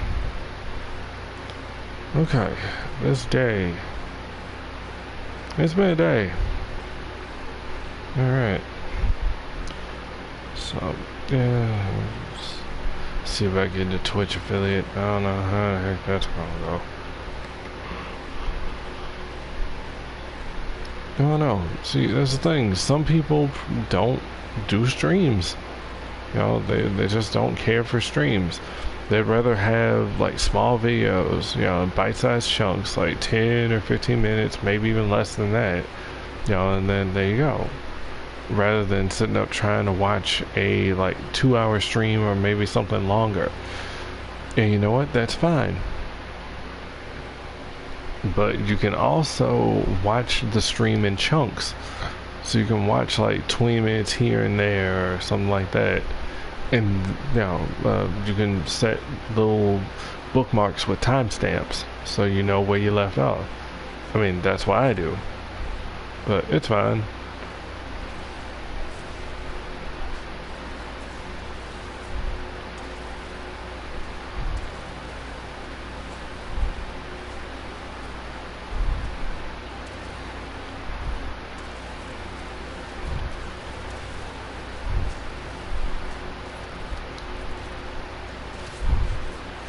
Yeah, so melee is going to be king.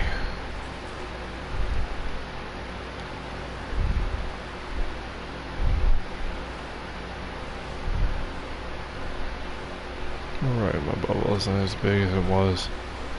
I can kind of hug this thing and create a shield over it.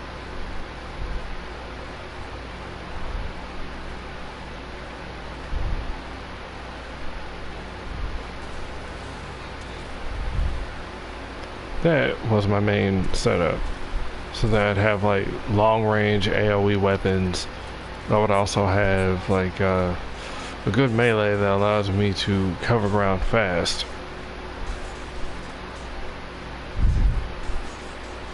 And then bam. Right back.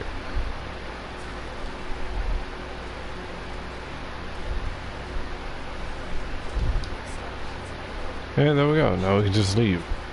Unless you just want to sit up and try and farm.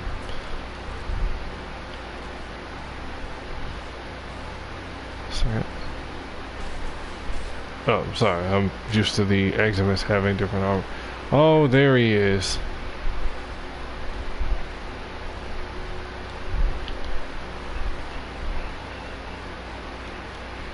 Yeah, because of what I did, like, what? This past weekend.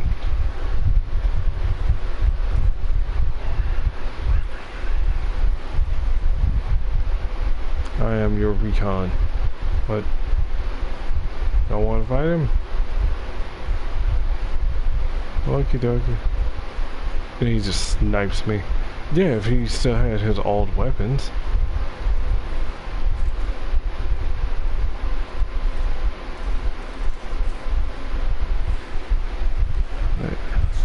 I'm surprised that they didn't let him just like have a he's not limited to the arsenal that we have, primary, secondary, melee.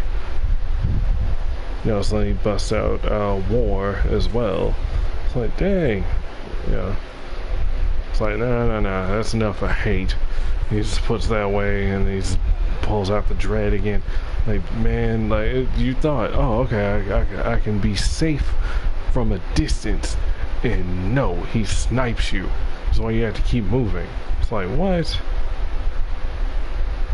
And then, oh, he gets Mirage's Prism. You know, or like the Conculist or whatever. You know, he's sitting up doing his little stupid disco laser attack and it hurts. It's just ridiculous.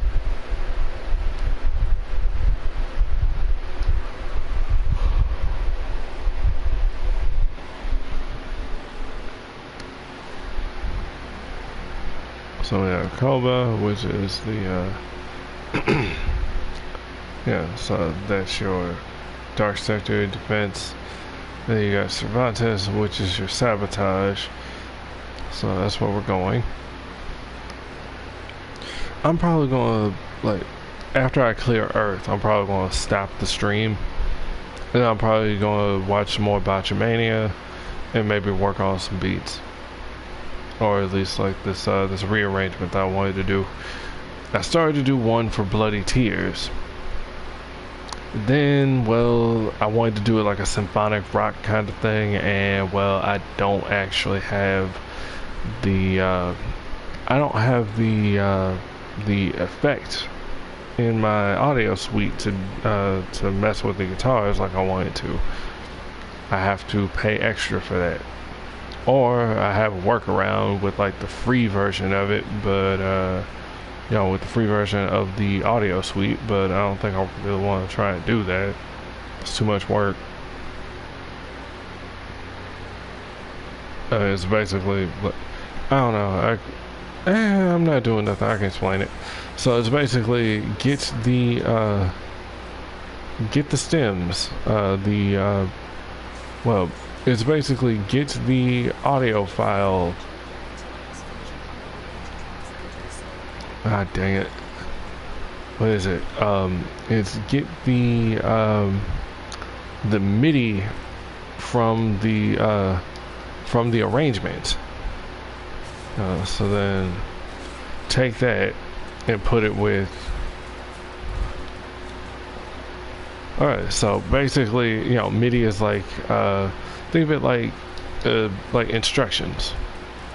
So, you know, so then you go and you take those instructions and put it into this thing with like samples, and it'll play the samples according to the notes and all the other little metadata. So then it'll play it like a song, like back in the day on like the Game Boy, the NES, and the Genesis, or whatever, you know, stuff like that. So, you know, that's how those soundtracks were made.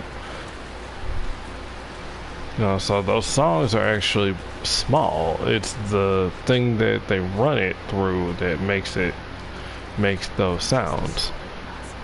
That's where you get like the Genesis twang from and all that. Man, dude, I miss that. So many hours just sitting up playing stuff like Road Rash and Streets of Rage. But I digress. So you can go in there and then you can get the notes that make up, say, the guitar part. So what you can do is you can also separate those. You can like copy and paste or whatever, and then you make that its own separate file, or what. Like you can do like you can do multiple tracks like drums, guitars, horns, you know, stuff like that, and they'll all be kept inside of one file. Will be like split across several channels. So my idea is then import that into the free version, because the free version has like demo versions of effects and stuff. Granted, you can't say presets, which is fine. You know, dial in some settings. Well, route the guitar channel into the effect, and then and then do some tweaking, and then they'll hook me up with the and then they'll make it sound like the proper guitar part I want.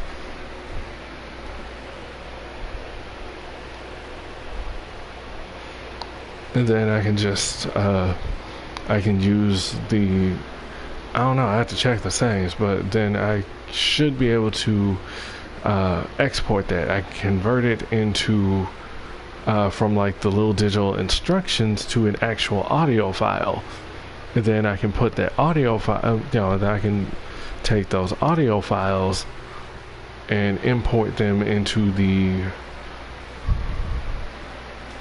into the main version of the suite. So it's basically a workaround. Or, you know, if you got something else that you can run it through, like GarageBand or whatever, you know, then you can do it that way, you know, and then bring it back. Isn't that illegal? I don't know if it's illegal, but it ain't. It's not. There's nothing that says that you can't do it, but it probably is frowned upon. It's like, well, why don't you just pay the money and just buy the thing? If I had the money, I would. I want the entire suite.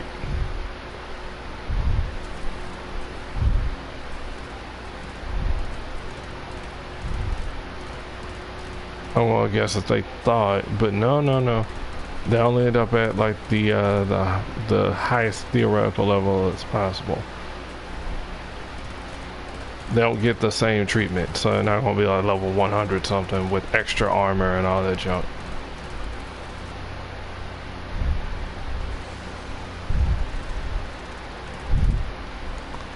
Yeah, sure brought a different arc wing.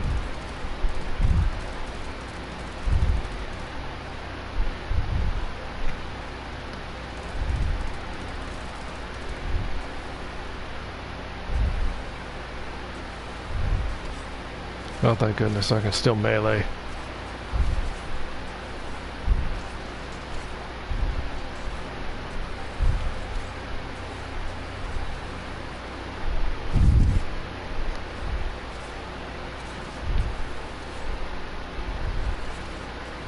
So I tried to spec this as best as I could. So arc wing and weapons are good to go. I apologize if anybody gets motion sickness. I remember I set up and I played this mode to death when we got it. I farmed so many mods.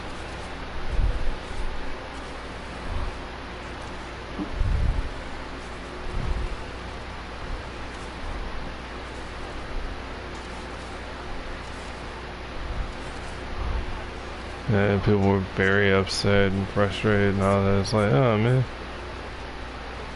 The funny thing is, people felt that way. No, they were like super excited about about Arcwing. Oh, okay. And then they thought it was gonna be like FTL or whatever. We would then have like ship-to-ship combat and this and that. And instead it's this, and they were mad. Then we end up with Railjack, and then they're mad about that. And it's like, so I'm guessing the ones that actually wanted to be like ship to ship, are probably already gone.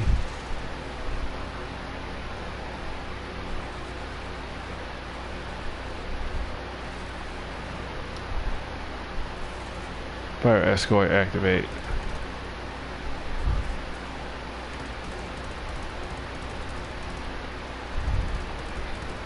Like I said, they still haven't actually rebalanced this shit.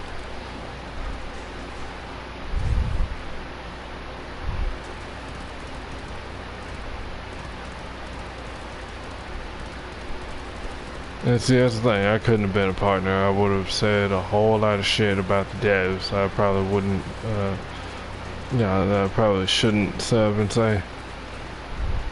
But it's not just talking shit to talk shit.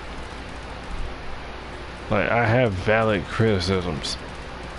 You know, it's not just, oh man, you guys suck. You know, or no man, you're just stupid.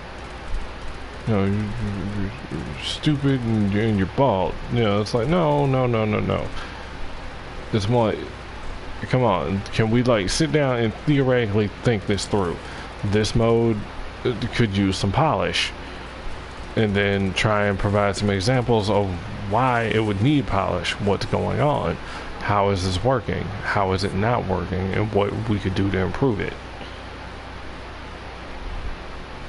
Granted, I'm not going to have everything, but you know, I can at least try. But when you got train man sitting up trying to say it like that, but by this point, you know, he's kind of being a little, you know, a little harsh with the truths. Then the devs are sitting up talking about how they, you know, how they're disappointed in him. They used to respect him, and you know, they used to, you know, like consider his input and stuff, and you know, this is just unprofessional and mean-spirited and this and that.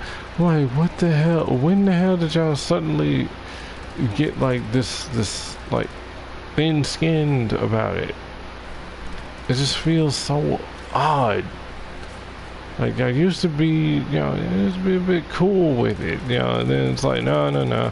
How dare you question our creative direction and this, that, and the other. And it's like, okay, and you're starting to get a bit full of yourselves, and that's not good. And sure, this is part of why the dang player base, you know, declined. Why people started, why more people left the game. Because you're not taking player input into account. But in some cases, the player input is stupid. So it's like, oh, okay. Oh, well, this thing is too OP, nerf it. What? You know, or, oh no, all this stuff is too hard. Or, you know, rather than, oh no, all this stuff is too easy. And then it's like, well, it makes sense. Obviously, they would like to appeal more to the newer players because, well, that means, you know, that's more new customers. Just like, you know, they also want player retention, but the thing is, I want to get some of that sweet new player money.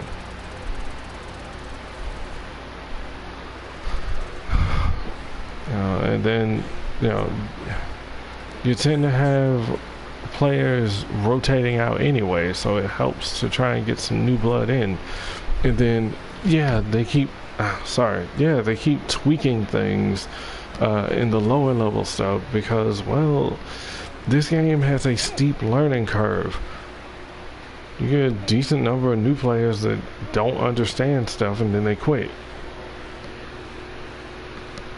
So an expanded tutorial would have been nice. You know, get a little training in. That's where Teshin would have been a nice, you know, addition. You know, introduce him there. Have Teshin also be the one to guide you on your mastery test, or steel pat. Ooh, this is going to be fun, he says.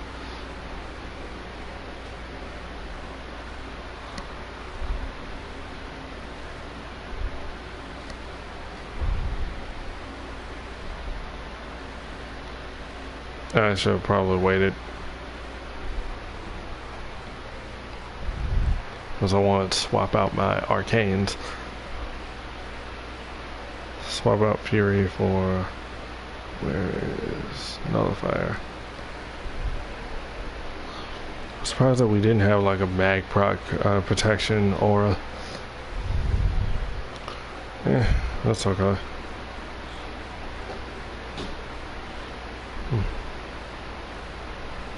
Revenant, Wisp, and Nyx. I mean, I can try and bring like Rhino, but I like the idea of whittling them down. Well, not whittling them down, but stripping their defenses and making them more easier to kill. It makes sense. Should you bring a debuffer and possibly a buffer, because you might need to balance that back out. I don't know.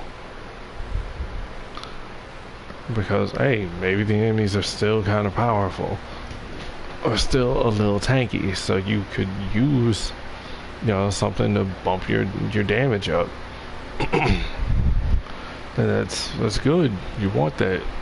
So Chroma, Rhino, then there's some other ones. I'm not gonna lie, I really would have liked for Excalibur to get a skill that would have, well, not skill, but an augment that would bumped up team. It would have bumped up team melee damage. You know, like how you have Ember giving fire damage, Frost giving ice, Saren giving corrosive, Oberon giving radiation, Volt giving electricity. When you use the augment, hold down the first ability. Bam!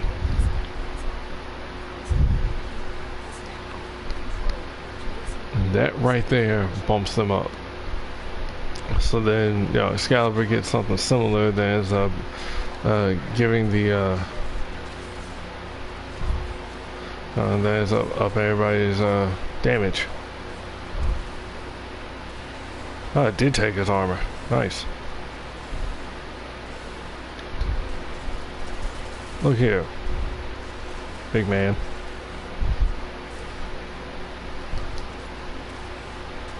Open your mask. Don't get in my face while I'm trying to shoot you in the face. Run. That's right. Run, fat boy. Well, he's not really fat. Well, he's got a fat face. Looking like a potato. Come here, potato.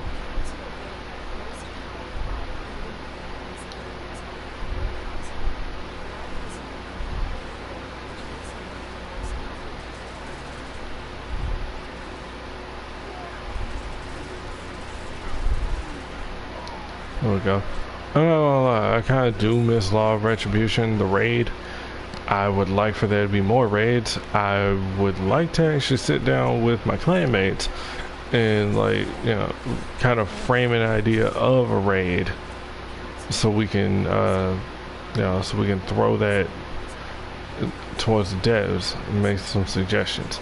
Because I kind of did that on Twitter. I put, the first time I actually tried to friggin' melee him. Okay. You know, so I contacted, I think, like, Steve and Rebecca on Twitter, when they were talking about ideas, like they have a team working on the raids or whatever. I don't know, but I was saying the assault mission from the Kuva Fortress. That's the perfect idea for the skeleton of a raid.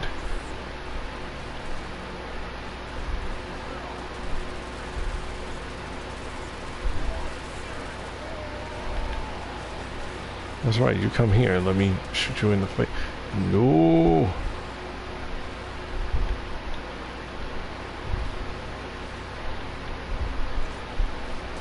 Reload. Strip his armor back off.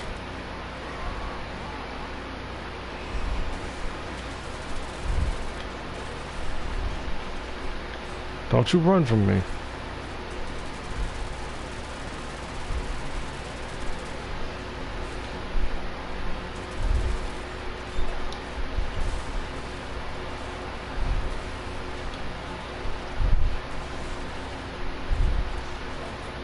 Booyaka.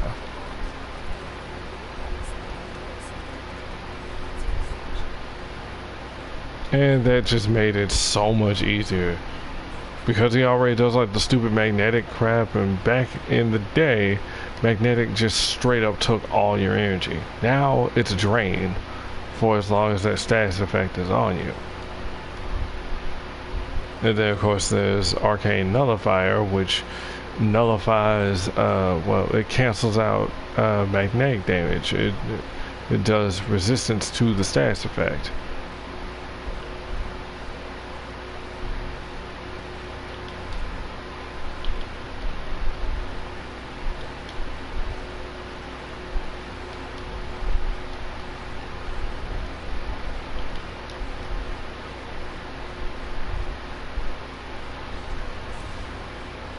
Boom, so they're stripping off the dang armor, and then Titania just goes into pixie form and just murders everything.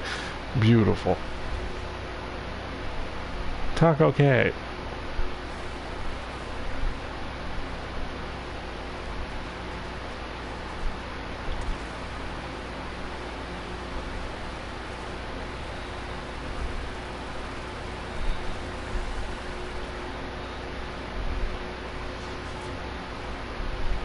Who's the other person? The Wisp.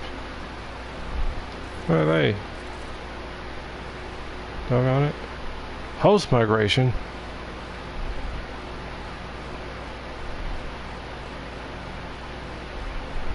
No, you guys cheated. I'm gonna leave. or some, I don't know, maybe not. Who knows what the heck that was, but that was kind of dumb.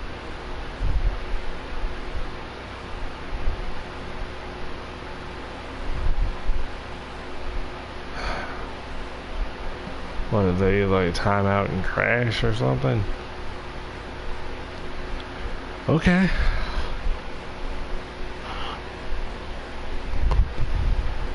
Oh no.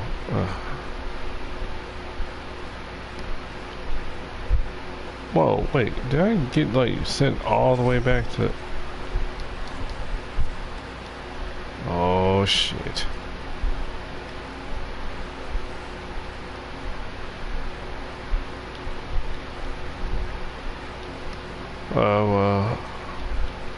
Oh, okay, I misread that. I thought that was like 100 meters. I was about to say. Oh, no problem. I can get back. No, that's 1,000 meters. Oh, F you.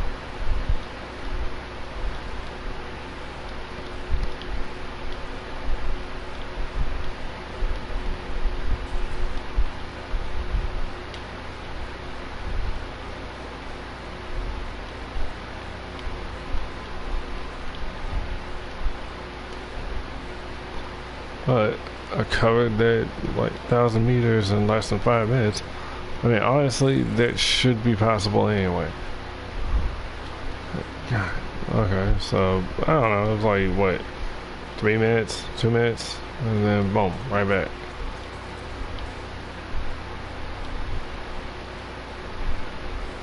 Good lord, that was dumb.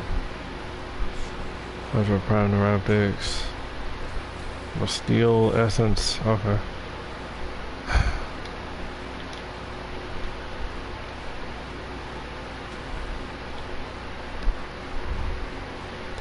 Yeah. Yes, I'm gonna actually have to do a little farming in order to get that stuff, but that's it. We're already over 2 hours. That tends to be how long I usually go, unless I'm like really in it or whatever, but meh. Then of course we also have to export this and put it up on YouTube, because of course we do. It's kind of downside about streaming from console. I don't really have music and stuff that I can integrate into this. I mean, oh, I could if I had a mixer, you know, 2-channel mixer, and then boop, and run the other thing to like a mono channel.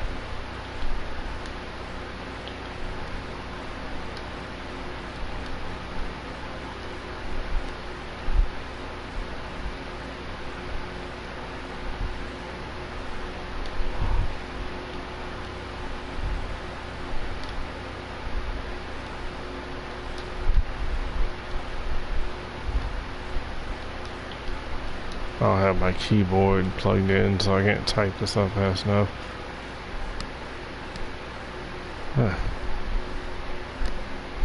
Okay.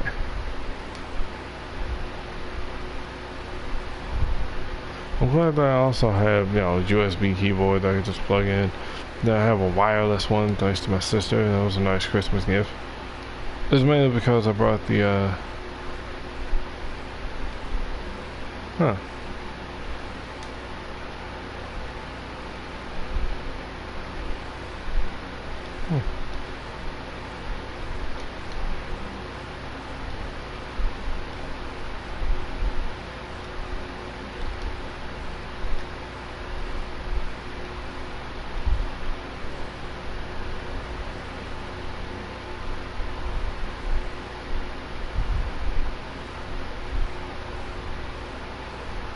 Alright, so what else I got?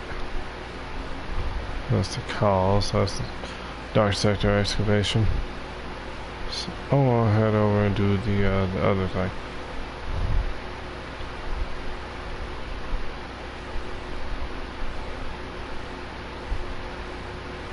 Alright, so let's go to Eurasia. Okie dokie. Let's see, today is now Wednesday, right? That means WWE, NXT, and AEW Dynamite, even though I have basically lapsed on AEW. I don't know, man, it's just, the vibe just ain't sitting with me. You know, they're freestyling stuff, tag matches. Tag matches don't feel like, you know, your traditional kind of tag team match. You know, like, and then you got like guys tagging in on the apron. You know, hell, sometimes I don't even need to tag in, and it's just, then it just ends up being a bunch of double team moves. You know, continuous double team moves. You know, and just everybody has to get their shit in. A bunch of high spots. You know, it's just doing this, doing that, doing this, doing that. It's just, yeah, it's cool flippy shit, but, you know, and stuff like that, but, it's just, this stuff is good in small doses.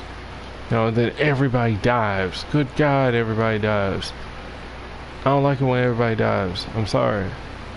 This shit's annoying in NXT, and it's annoying on Raw and SmackDown, too. There's too many dives. Then we got like several people injured, and it's like, yeah. See, that was what happened to Chris Statlander. She did a freaking dive, and she ended up messing herself up, so she's out for like the rest of the year. And that sucks because she was like one of the best ones that they had.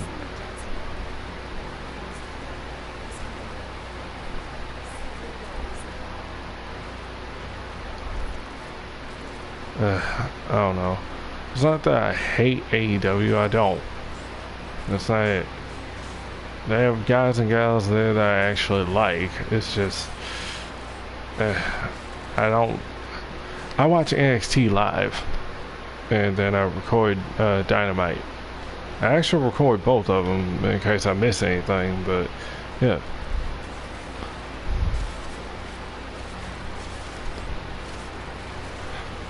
But, you know, like I said, I watch NXT live, and then, well, shoot, I just ended up zoning out. I didn't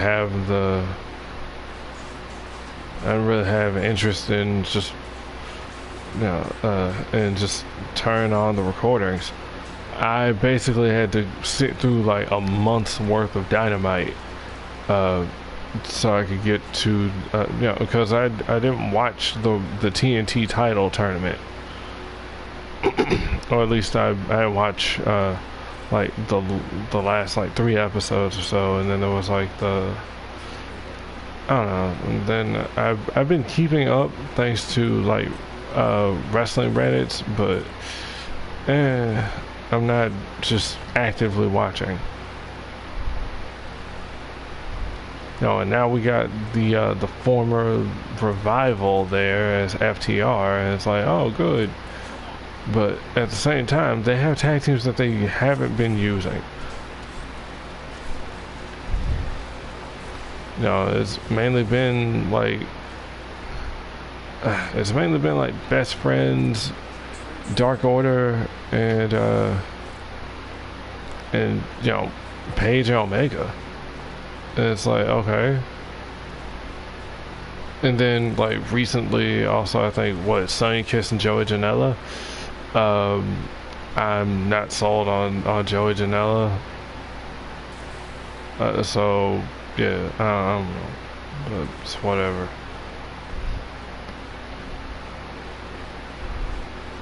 But that doesn't mean that I'm a complete WWE shill. There's some stuff that they do that I don't like. But, you know, the old adage, well, if you don't like it, then don't watch. Alright, well, fine. But at the same time, they also mean don't talk about it at all. Don't say anything bad, period. Even if it's like a legit criticism. No, you can't say nothing. You know, because apparently criticism is bad. It means that you're being mean and negative instead of, okay, hang on, wait, this is something that they can actually improve on here.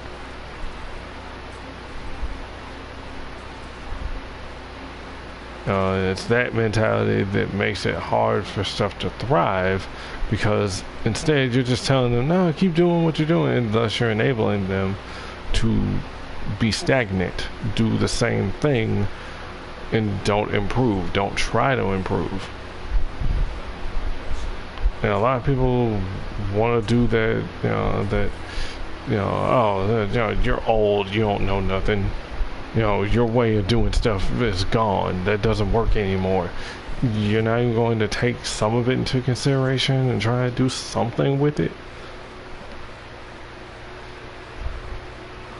Because no, it might not be 100% to the letter, but it's possible that there's still something that you can glean from that advice. And that's why I like it when they have like the old cats from before as like the managers and mentors to these guys. So yeah, Jake the Snake Roberts, you got Arn Anderson, Tully Blanchard, you got them there, and they're they got guys in the corner and they're sitting up like they're working with them. Shoot, you got Taz with Brian Cage for however that's going to last. It's like, dang, dude, like it's a real passing the torch. And yeah, contrast that with WWE where they'll bring in their older guys, and they'll basically they'll basically bury them in like a segment or whatever. Like when they had the club out there, trying to do a promo, and then boom, they have Triple H, Shawn Michaels, DX. Then you got Hall, Nash, X-Pac. It's like, wait, what? And basically, it wasn't just DX. It wasn't just the NWO. This was a Clique reunion.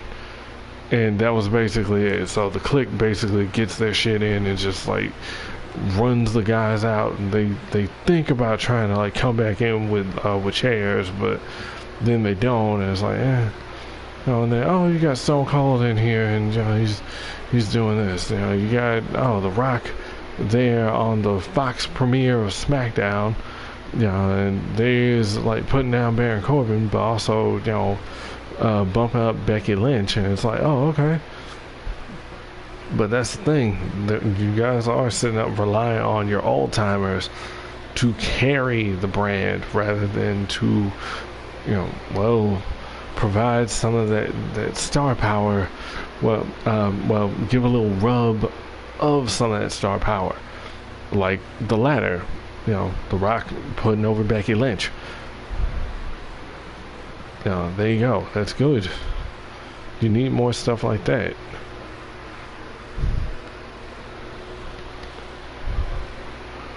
I don't know. So yeah, so that's a point for AEW. WWE, again, they end up underutilizing a lot of people. They don't really see what they could do with these people, or at least Vince doesn't. Triple H did, and that's why a lot of them flourished in NXT. And they get brought up, and then it's like, oh, okay, they're the newest toy, and then Vince loses interest, and it's like in Toy Story, where Andy gets Buzz, and then he just drops Woody. It's like, oh, so yeah, move on to the next thing. Okay, yeah, Aleister Black, alright, yeah, Ricochet, alright. Okay, yeah, I'm done with that. Okay, let's see. Who next? Drew McIntyre. Okay, yeah, that guy. It's like, it's like with what's going on recently on Raw. Well, Kairi Sane's contract expired. This past Monday was her last episode on Raw. They wrote her off. She could have gotten more things to do. She could have been used better, but for what it was worth, her 3 years in WWE were actually pretty good. She won the first Mae Young Classic. She was an NXT Women's Champion. And she even won the women's tag titles with Asuka, and even got to compete at WrestleMania, even though it was on the pre-show. That's cool.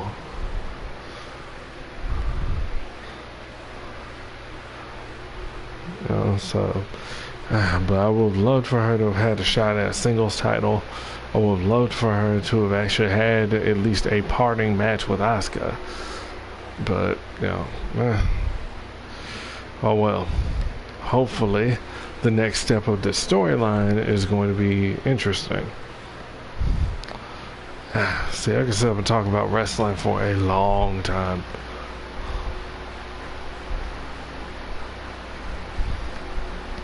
That's what you think. That's Vidania. Oh. Huh. Ah.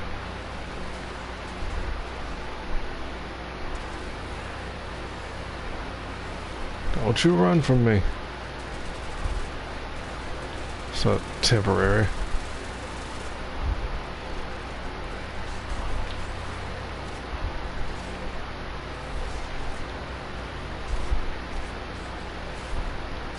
Also, is using the side back. Oh shit.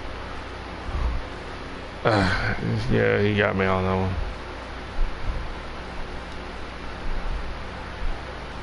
Alright, let's power up.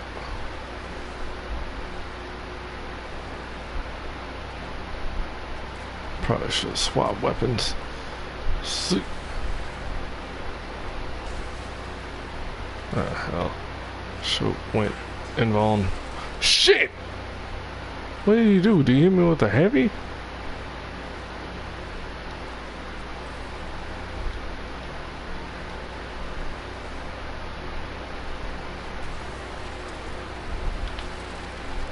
Damn. I hate when that happens.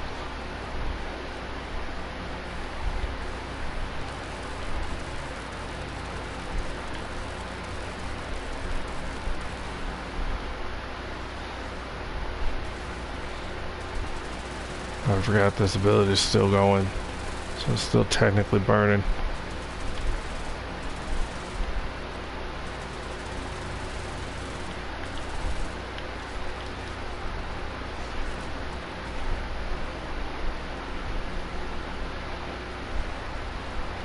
Try and run.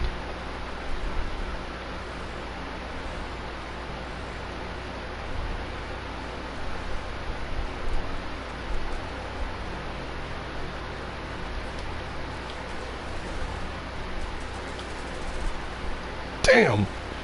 Fucking flash froze my ass.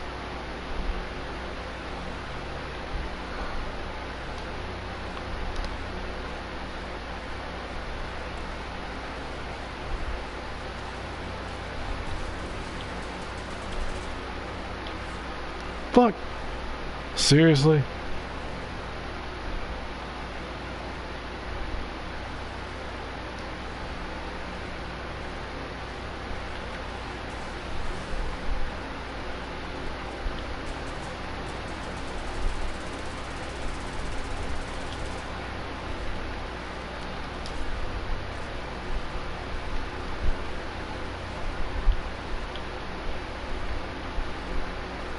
Where's he? Oh.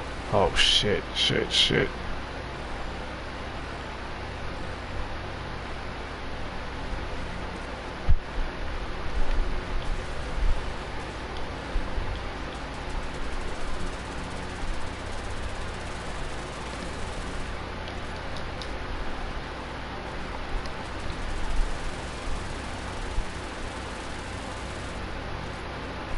Oh. It's almost dead. There we go. Took a bit of specific aiming, but yeah. Okay. That was a pain in the ass. All guy Mesa. All the way Equinox.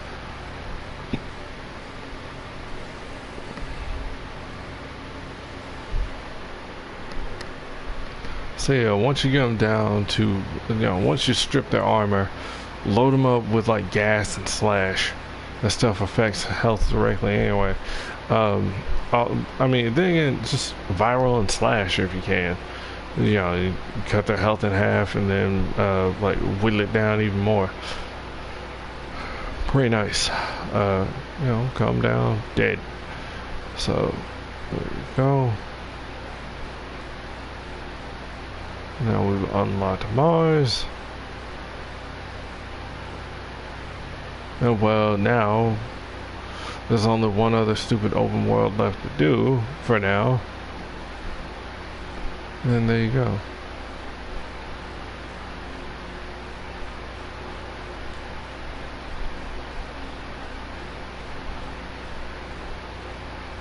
Huh.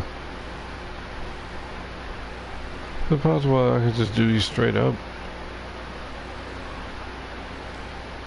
Huh. Ah, man, I'm not gonna like fighting Krill. It's gonna suck. E-gate. Alright, so let's go ahead and swap these suckers out.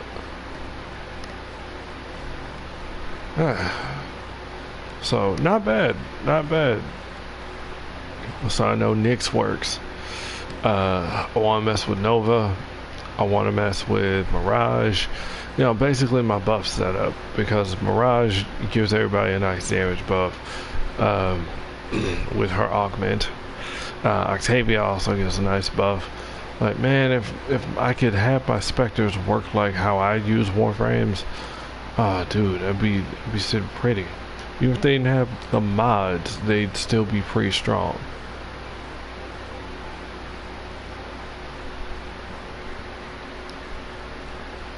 Okay, so that's the beginning of that. Let's take a look at what else we got. Let's pop open some of these packs, huh? Let's take a look at what's inside the Nestle Wonder Ball. I just had to sit up and say that, make myself feel old. I'm only 31. I mean, it's still kind of old, but God. Alright, that's 3 of those. Yeah, that's Prime Systems. Panthera Prime Receiver. Okay. I already forgot what the heck they even was. My bad. Maybe I can just search for it. That's another thing I gotta try and get. That was the thing. It's like, oh, I waited too long, so most people weren't even trying to get Protea by that point. Everybody was chasing the new hotness because, well, an Aros Prime had just released. So then that was a pain in the ass. It's like, really? See, 14 days ago, so like 2 weeks. And that just further frustrated me. Alright, well, anyway. Oh, that was a big yawn. Alright, so I'm probably going to jump back on here tomorrow, or well, later today. You know, because remember Warframe Wind Down used to be Wednesdays? It used to be called Warframe Wednesday. Well, anyway. Oh, hang on. You got to check out the Nightwave things. Let's see what we got. Already have the helmet. Already have all of those. Let's see, any new mods that I don't have or whatever. This is a nice idea. You could use this and then boom. Granted, it puts the prism behind her and it only lasts for 4 seconds. But it's a nice way of, you know, covering people. So it's 20% more energy. Which makes me wonder, can you put 2 of those, can you put this and the other one on or no? Did I grab this helmet or no?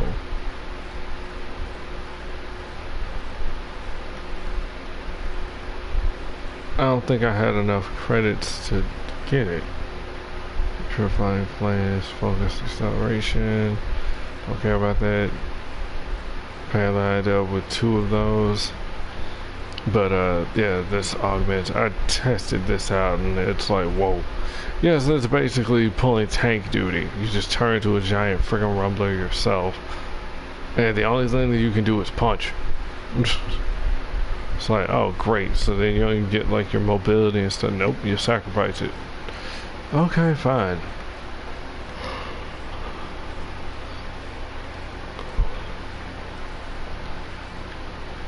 But I really should do something else so I can get this, I should do something else so I can get this helmet too. I'm not gonna lie, I like this alt helmet more than the default one. The default one's okay, but it's kind of similar to Mesa. It's kind of asymmetrical. It's like she got something stuck in her hair or whatever. And this helmet looks very Garuda-esque, which is funny considering her body looks mostly like Gaara's. But then I do like this helmet. It's kind of like Ash, and a little bit of Mesa Prime.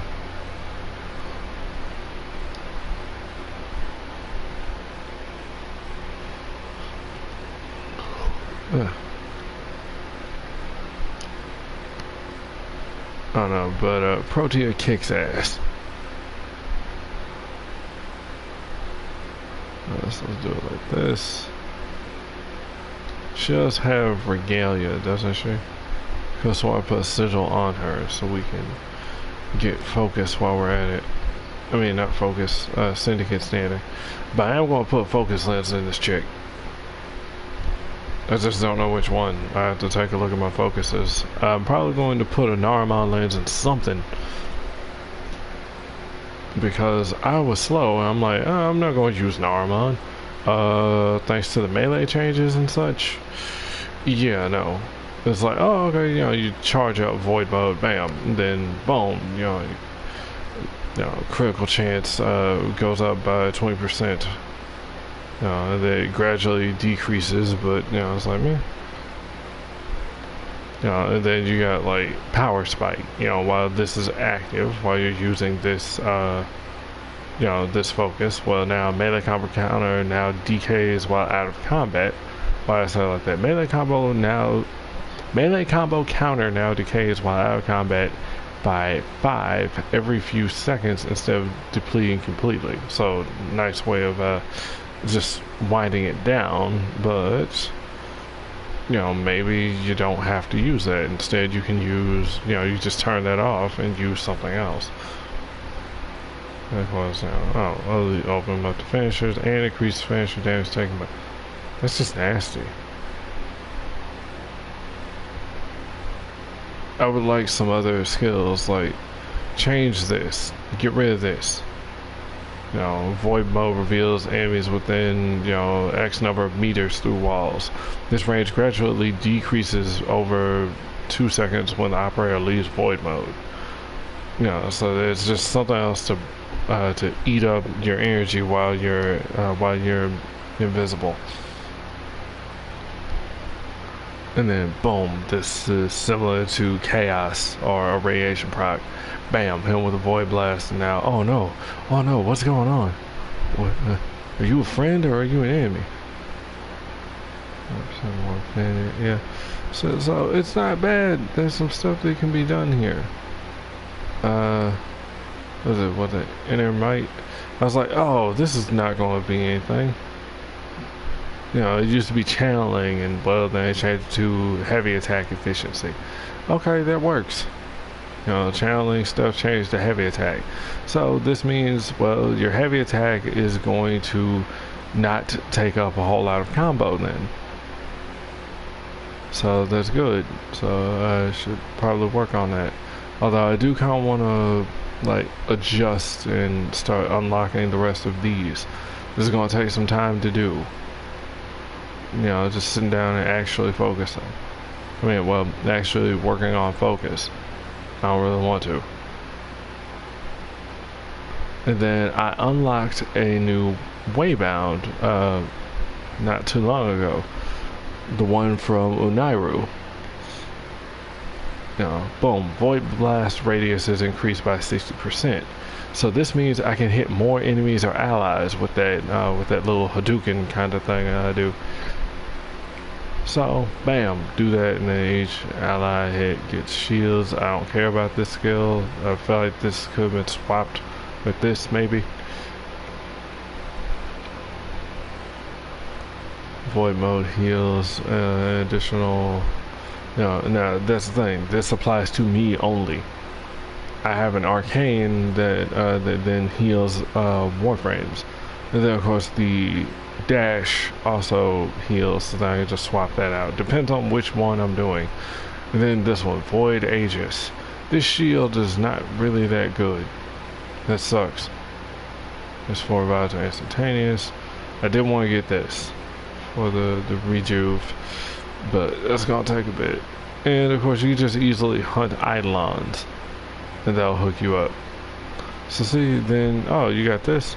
Enemies affected by Void Blast are affected by Magnetize for a time.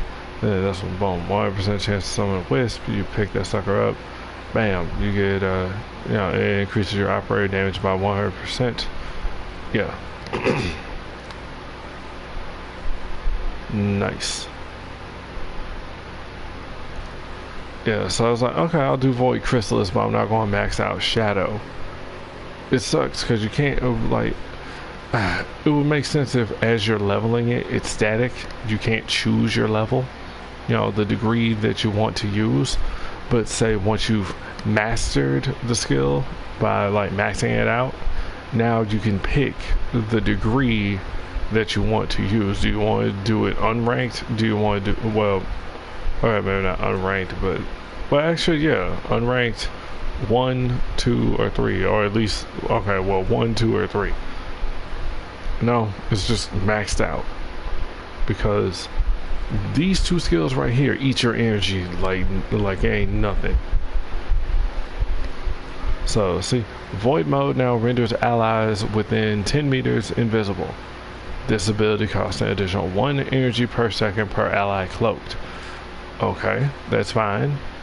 That's fine. I don't want to level this up because then it starts doing stuff. It starts getting weird. It starts taking up more energy. Now, here's this. Void Chrysalis. Combos. Void Mode reduces damage taken by invisible allies within 25 meters by 80%. This ability costs an additional 4 energy per second. So, let's say I have 3 other allies. Okay, so it's 3 energy per second. Okay. And then add to that the 4, so it's 7 energy per second. Okay. But like I said, if I start messing with this, yeah, so now this increases. See, so you see, boom, Void Mode now renders allies within 15 meters invisible. This ability costs an additional 2 energy per second per ally cloaked. And as you can see, then it'll be 20 meters and cost 3. So then it just keeps adding up. Meaning that all together, that's going to be like 8 energy per second. Actually, no, it's not 8. No. No, it's saying that was already like the... Right, see, I started getting my math mixed up because I started counting allies. So, yeah, then it's like 8 freaking energy per second, but then also Shadow consumes more based on number of allies invisible. And it's like, damn, dude, can you like get some efficiency, please? That would have been cool. So you get like operator energy efficiency here. Granted, you have this Void Flow, which gives you 90% more operator energy to work with, and you also have Void Siphon, which gives your energy regen. Which gives you an energy regen that, it bumps your energy regen by 90%. So it regens faster. That's good, but still kind of sucks. So Void Stack, we didn't even...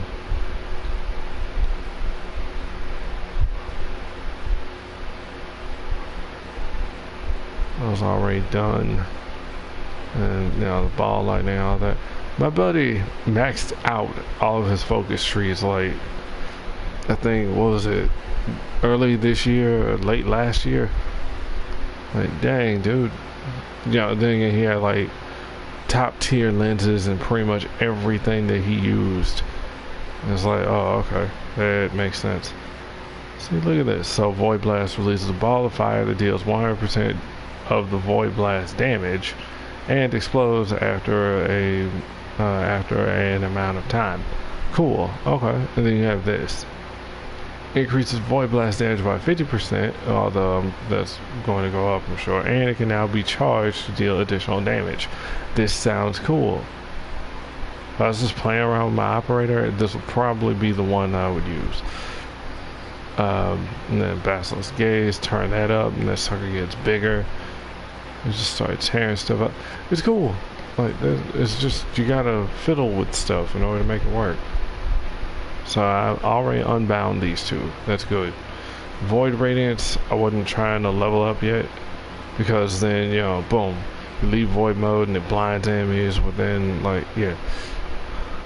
But this was the one that you really wanted to level up.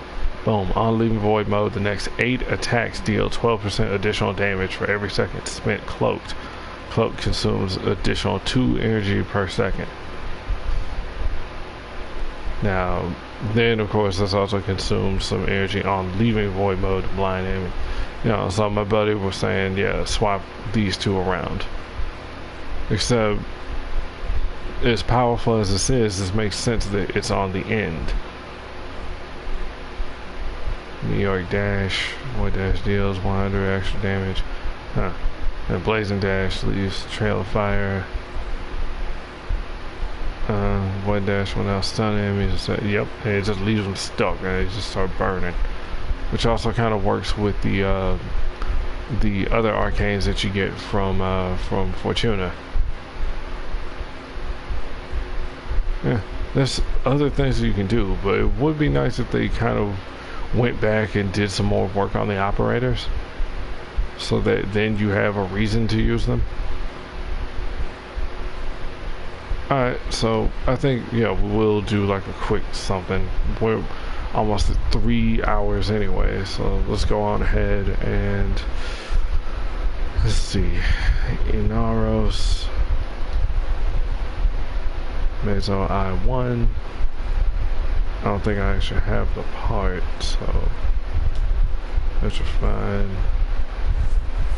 And then we'll make the other one flawless. Sometimes flawless is better than radiant. And there's also a damn Corinth Prime blueprint there. And if my memory's correct, that's the last part I need in order to even make the damn thing. Wait, you don't even have Corinth Prime? No, I don't. Because my RNG was absolute shit. Alright. So it'll switch me over to regular star chart for this. Because I wasn't sure about it. I didn't do my research. I kind of didn't really have time to do research. I was out of it. You know, all this other crap going on. Let's see. That's a flood. That's a radiant. There it is. Hopefully I get lucky, but we'll see. I'm going to put these two up and we'll see what happens. After that, then we're shutting the stream down. You know, we're just going to hang back. I want to chill out, maybe make some popcorn or something. I don't know. And maybe try and get some sleep and think about what the heck we're going to eat tomorrow. I really should actually just order groceries so we can just make stuff. Have some frozen pizzas, be able to make some sandwiches. Maybe make another, maybe make some more chicken stir fry.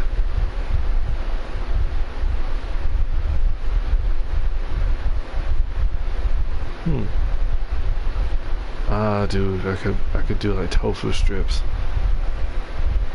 Usually you just do cubes, but strips.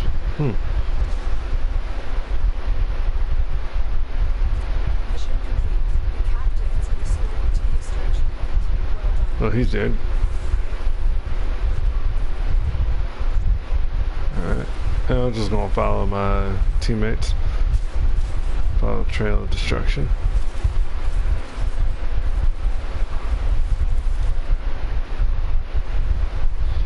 I did have plans for like a Warframe theme project. It's gonna be like a concept album slash EP or whatever. Yeah, I'd love her second ability. My girlfriend summons a freaking auto turret. You know, it's only around for like a few seconds, but boom, and then it just like starts racking up. So the best way to use it, it seems, is in a big ass crowd, because then as it's sitting up hitting them, boom, it starts racking up more and more damage, meaning that the next one's like just, oh my god, it's just oof. Then you can summon multiple instances of the thing, just destroy somebody. Like, man, and then she has this passive, like, boom, every fourth ability gets a bonus 100 ability strength. So as is, you know, and also based on her kit anyway, you don't really need to put power strength in. Just do that and watch her go. And she has her own little flechette grenades that then she can also throw down and boom, provide shields for herself and allies. I forgot I have press versus hold inverted, so tapping gives us the shields, holding gives us the other thing. Tenno Prime Neuroptics, which I'll probably go for, but I kind of want the Forma. Then I can get more Forma any other time, but I don't have any other Forma building right now.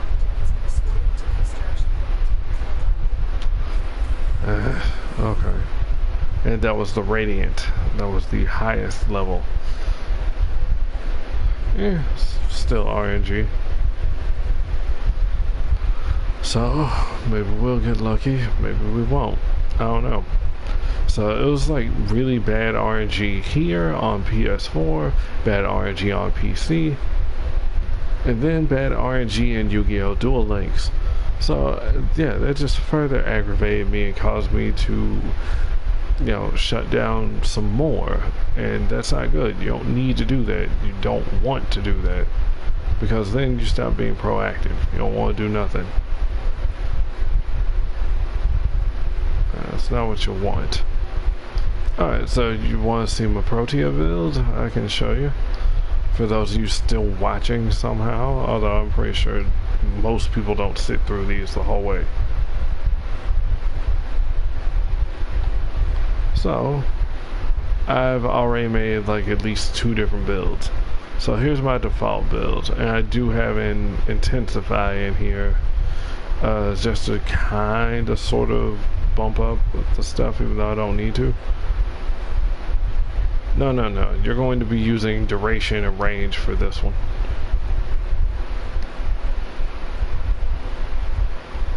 And then I have another one where I actually do have power strength in it. So that turns up my Shrapnel Vortex and the shield satellites. So you get more shields, you get more shrapnel damage, as you can see. See, it's talking about tap equals Shrapnel Vortex. And then, well, you know, Shrapnel Vortex creates a slashing, staggering swirl of shrapnel. Yeah, see, that's the... No, not that. It's the, this right here, in this animation. And then you see, like, the dome has got the swirly bits. Yeah. And not the little zigzagging ones. So the little zigzagging ones, as you can see, are the ones that grant shields, or like over shields.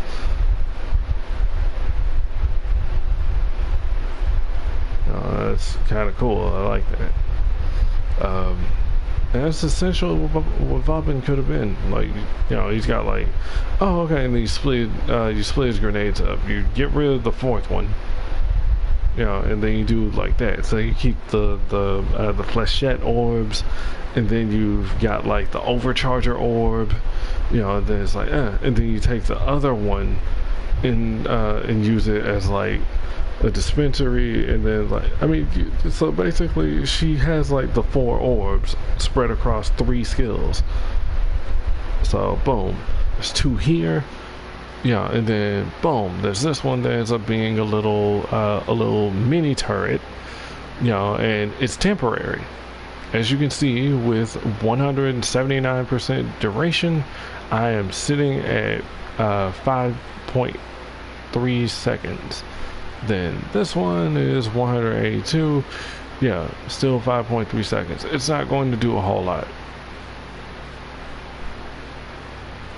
So yeah, so you want to turn up your, although how, that's 650. And then, so yeah, I did want to actually mess with a third build where I try to go 200% with the power strength. I didn't want to mess with the range too much, but I mean, shoot, even the duration doesn't even have to be. So then, boom, just spam that sucker, and boom, it just comes out and it just starts tearing stuff up. Now watch this crap. Hang on. Oh wait. There's that transient fortitude there. Put this here, and then we replace this with there's my power drift. Come on, hurry up! I want to end this stream. Oh, son of a, in the wrong section. All right, and then bam, 200%. So the Shrapnel Vortex does 1,000 damage. What? Yeah. Then the shields boost up. Yeah, I'm gonna adjust this some though. I'm gonna take off narrow-minded. Probably put in something else. Let's see. I want to put in like auger message, I think. Kind of extend that duration. Because honestly, like, this thing is only gonna last about 5 seconds. So then, boom, it does like 1,000 damage. It's like, what? Like, you don't have to add power strength. Yeah, but I want to. Because I'm a bastard.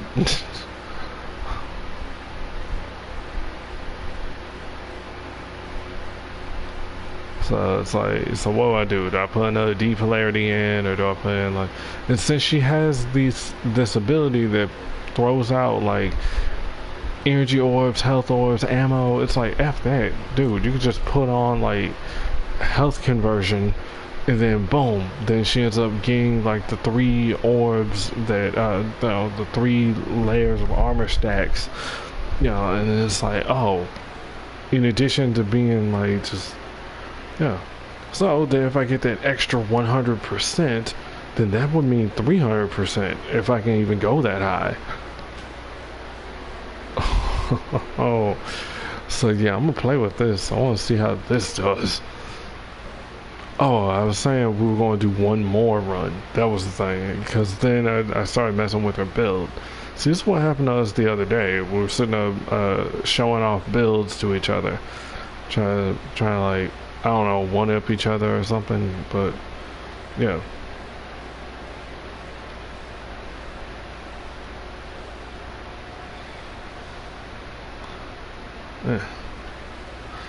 I don't know, but you could see in our styles, you know, and how we mod and everything, that we have different play styles. We do things differently.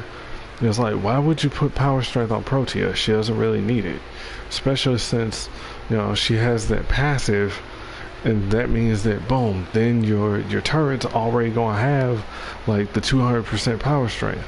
Your grenades are already gonna have that 200% power strength. If you remember, you know, if you coordinate it right, you know, then okay, every 4th power is going to have that plus 100. Okay, cool.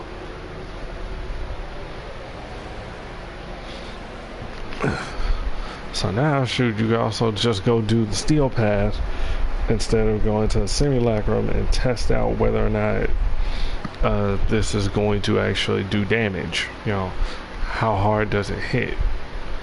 I suppose, but at the same time, you don't have like your other layers of protection. You can't freeze the enemies and all that.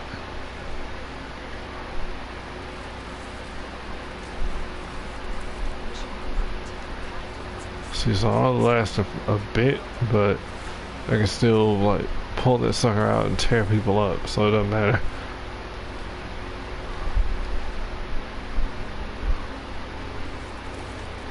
Well, he's already mostly dead, so yeah.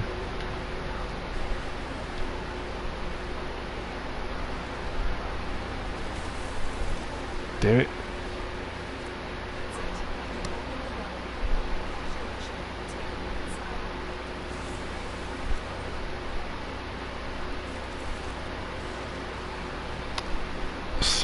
Damn it, Chairman. It was mine.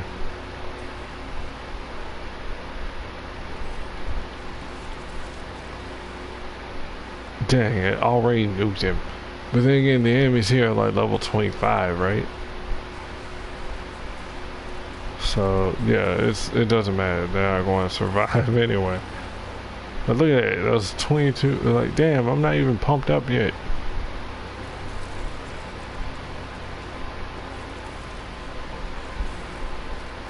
Yeah, man, shit. That's just unnecessary.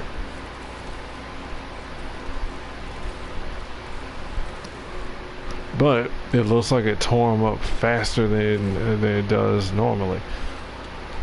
I don't know. I just have a build specifically designed for that. And then bam, now you get like your extra.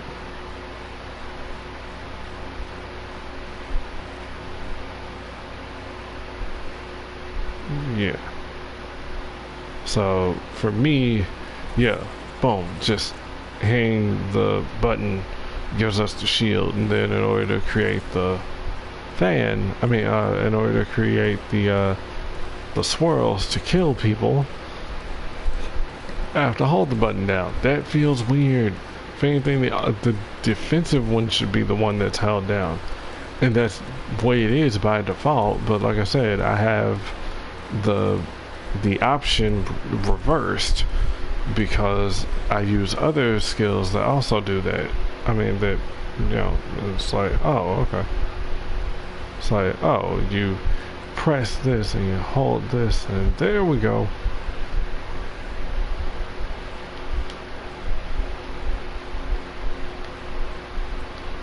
Do you think that I would have got this sooner because, well, it's already there. It's at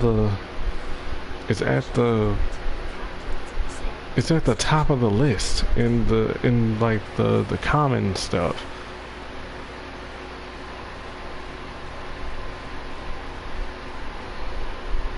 No, so it goes bronze common, silver uncommon, gold rare. And I hadn't gotten this part yet. I used every single one of those damn relics that I got that had it, and I couldn't get it. And then boom, we got Nanaro's piece in this new relic, the Meso I-1. Oh, perfect. And then, ooh, look, Corn Pride blueprint is also there. There you go. So, boom, ending this sucker on a high note. He says, and then it turns out I actually don't have the other thing that I need in order to finish this. So, as you can see, boom. I suppose I could end it on a showcase of the new primes as well. Alright. So let's head over here and look. Huh. Warframes and Arcwings. There goes Naros. So, wait for it. Here he is in all his glory. It is interesting how they have the weapons using the same aesthetic as the Prime that they come with now. So as you can see, unmodded, He has 225 armor, 125 energy, 575 health, no shields because that's how he's always been, and his sprint speed is 1.5. His passive didn't get touched either. They didn't upgrade that. Okay. Then he has weapons. So let's take a look at those weapons, huh? That's if I can actually do a comparison. But no, we can't do that. So we'll take a look at the dagger first.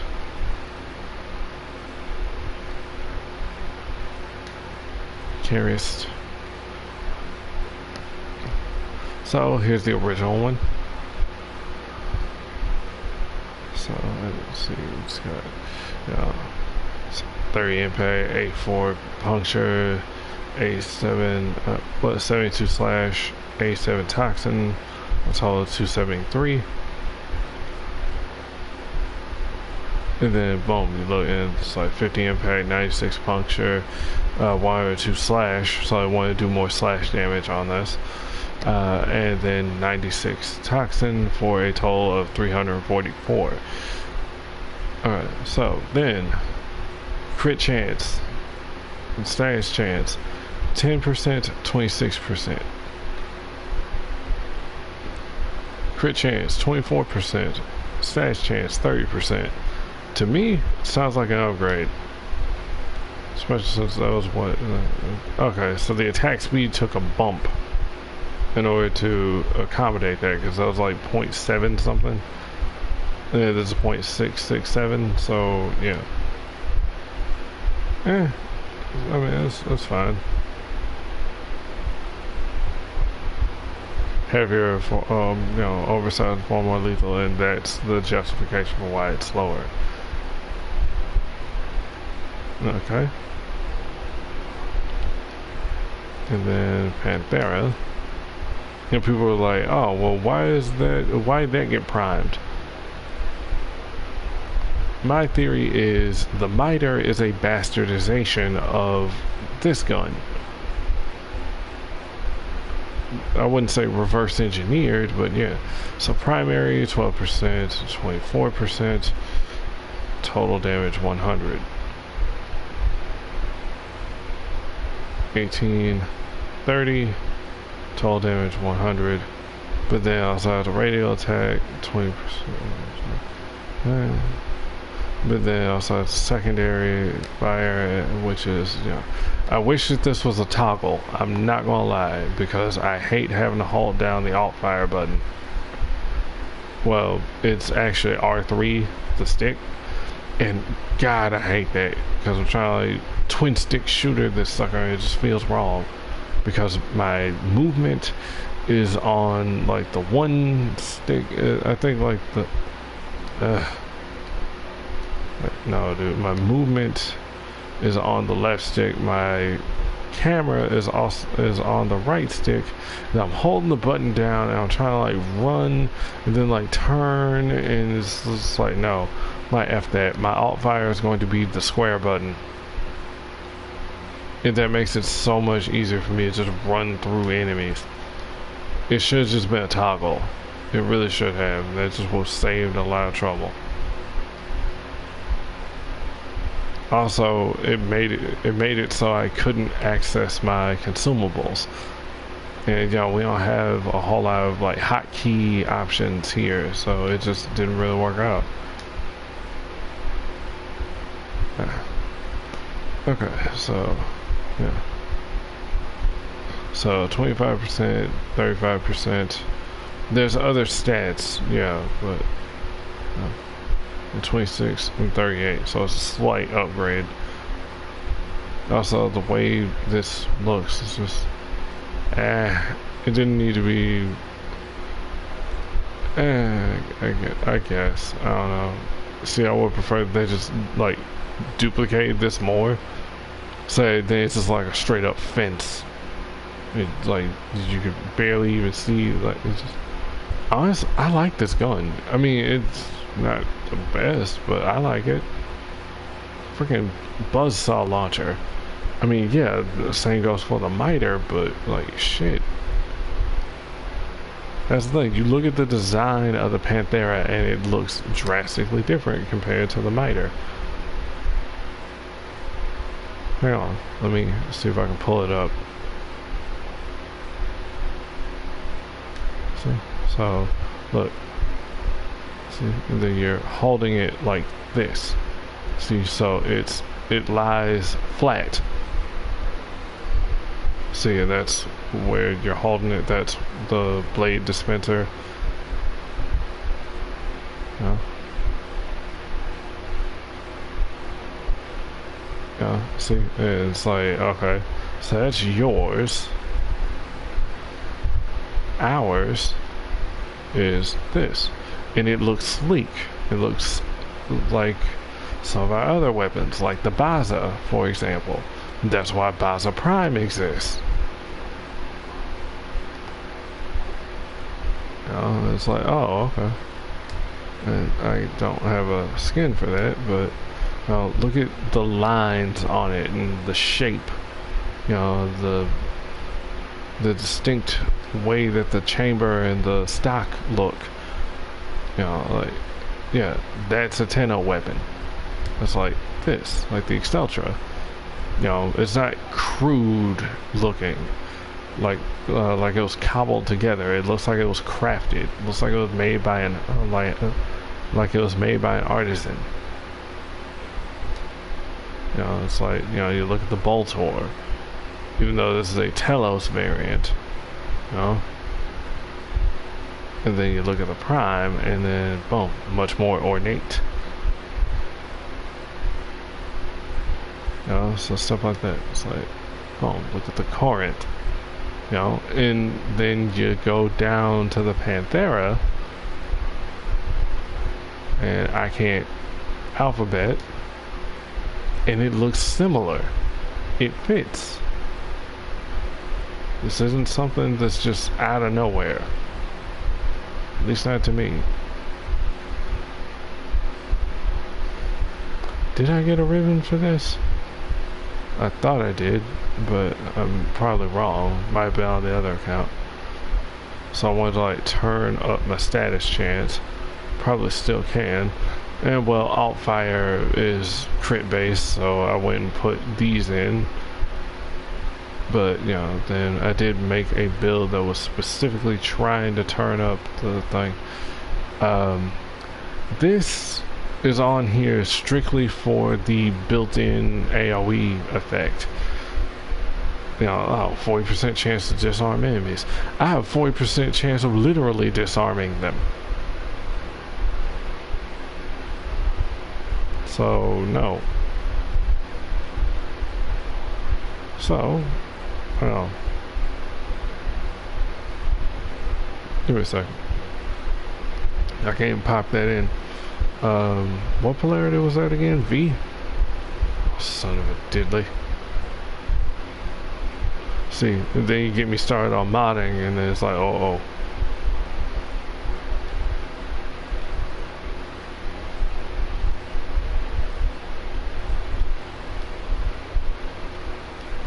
So corrosive cold. Although viral saw blades. Oh yeah. Some viral electric. Slap this in there. I don't want to take the... So then, like, yeah, by default, it doesn't go all the way up. Which I think is possible. It's just a pain in the ass to do.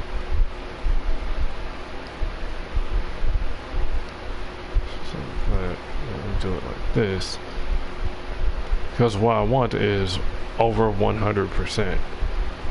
Why? Because over 100% means, at least if my memory is correct, what they were saying was it's not just guaranteed status, but if you go over 100%, it means that you'll also be able to do not just, you see how I have viral and electric? I'll also be able to do the component pieces, so then I'll be able to do what you see, cold and toxin. So those will also have a chance of going off, not just the viral. But then again, if I'm doing raw amounts of damage like this, They're not gonna survive, so it doesn't matter. So let's see, let's take that out, and it's like, yeah. So then I have had my freaking slash damage turned up considerably.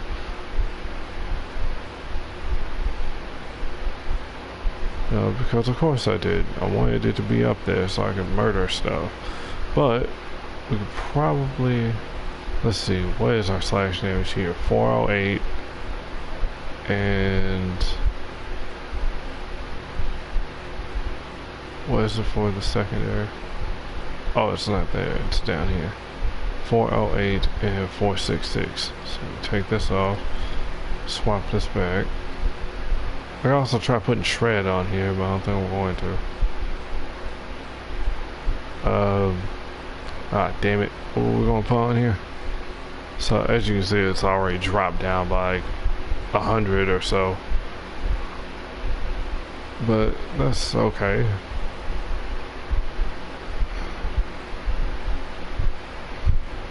Observation, shred. So then on the combustion beam somehow, even though it's not a beam weapon, but you know, and then firestorm as well. It's like what? But I suppose, you know, when I'm using the saw, when I'm like pulling out like the buzz saw and then I start killing enemies, yeah, they'll pop and deal 600 damage to enemies. And this is supposed to increase the radius. I'm not sure how well that would do. But of course I can slap this on here so that now I get to do some crit as well. And then there's this, plus 30% chance to apply slash on critical. So then that's already an additional slash on top of whatever I'm already doing as I'm buzzsawing through everything. See what I'm talking about? It's like, it's weird. Like, okay. Terminal velocity to turn that up. There's other things I could do. Man, I wish that I could, like, because there's like stuff that you can do with the sentinel weapons. I would love to have also been able to do on reload plus fire rate. Not really looking at that.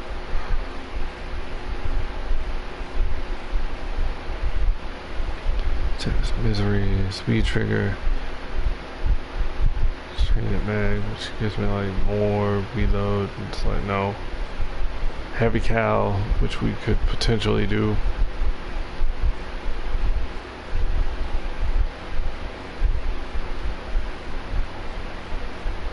Granted, it messes with my dang accuracy. But then again, if I'm using the sucker of the buzzsaw, my accuracy ain't the point. Just get in there and just start wrecking dudes.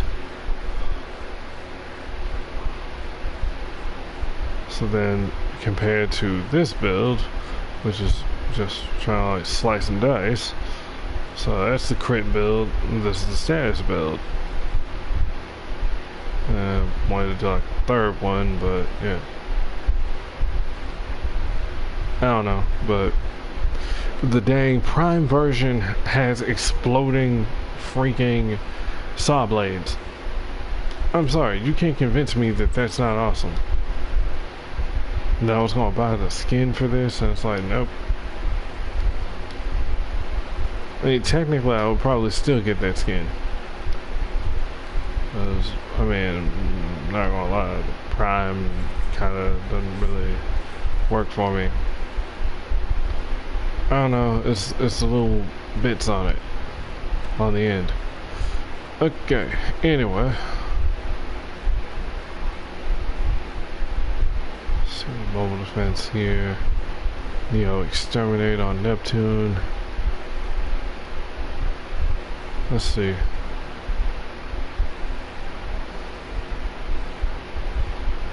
So in like roughly 3 hours, well 2 hours, almost 3. In almost 3 hours I managed to clear Earth.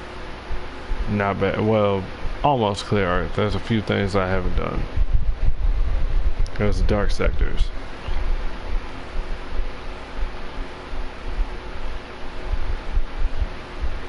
Fiber optics.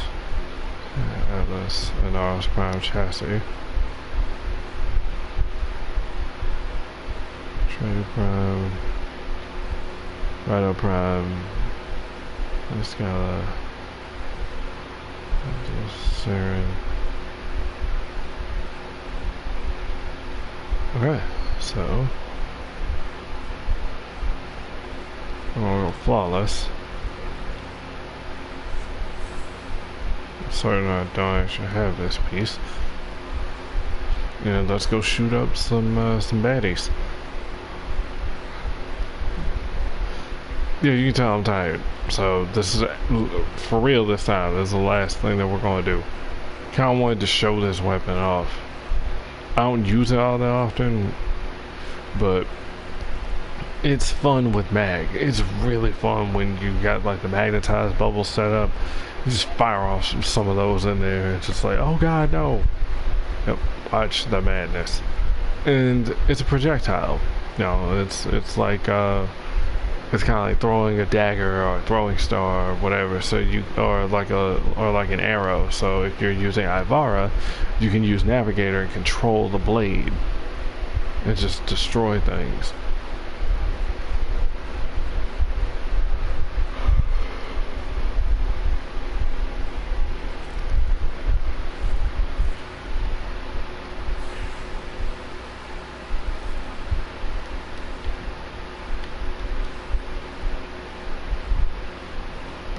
Yep.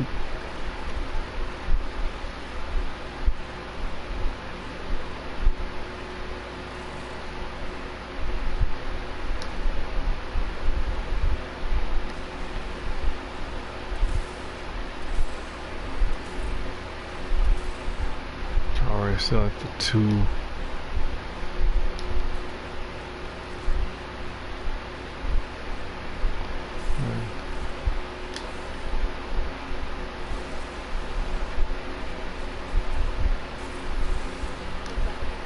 So fortunately you don't burn ammo until you start cutting, so that's good.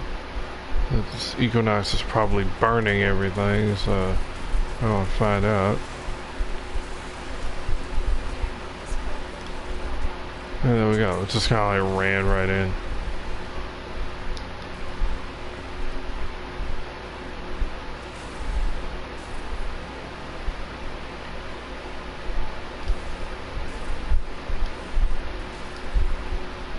Up. Did you really just climb out?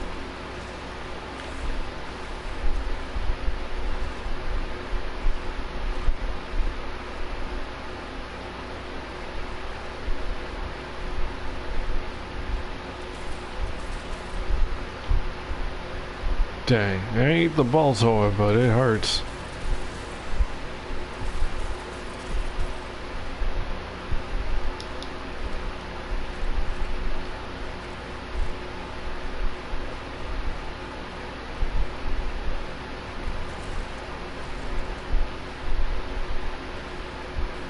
And bam, like maximum overshields.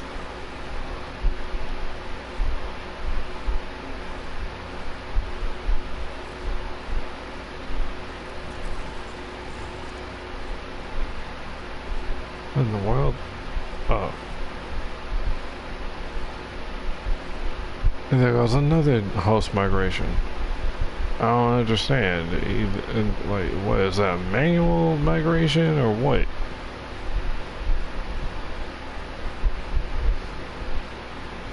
I don't know, man. It's weird because some people are paid like that. Really? Well, I got my chassis at least, but everybody else is like still loading in and everything. It's like, what? So if they didn't have that, well, likely they couldn't have picked it. It's like, I hate when that happens, man. It's like, what?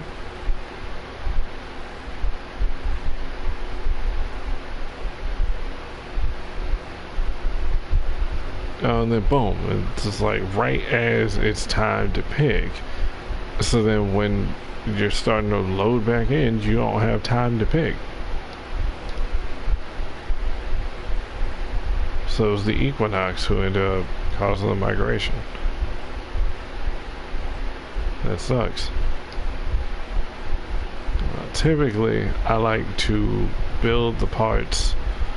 I like to build them once I have all of them, instead of like, oh, okay, I'll just do this one right now.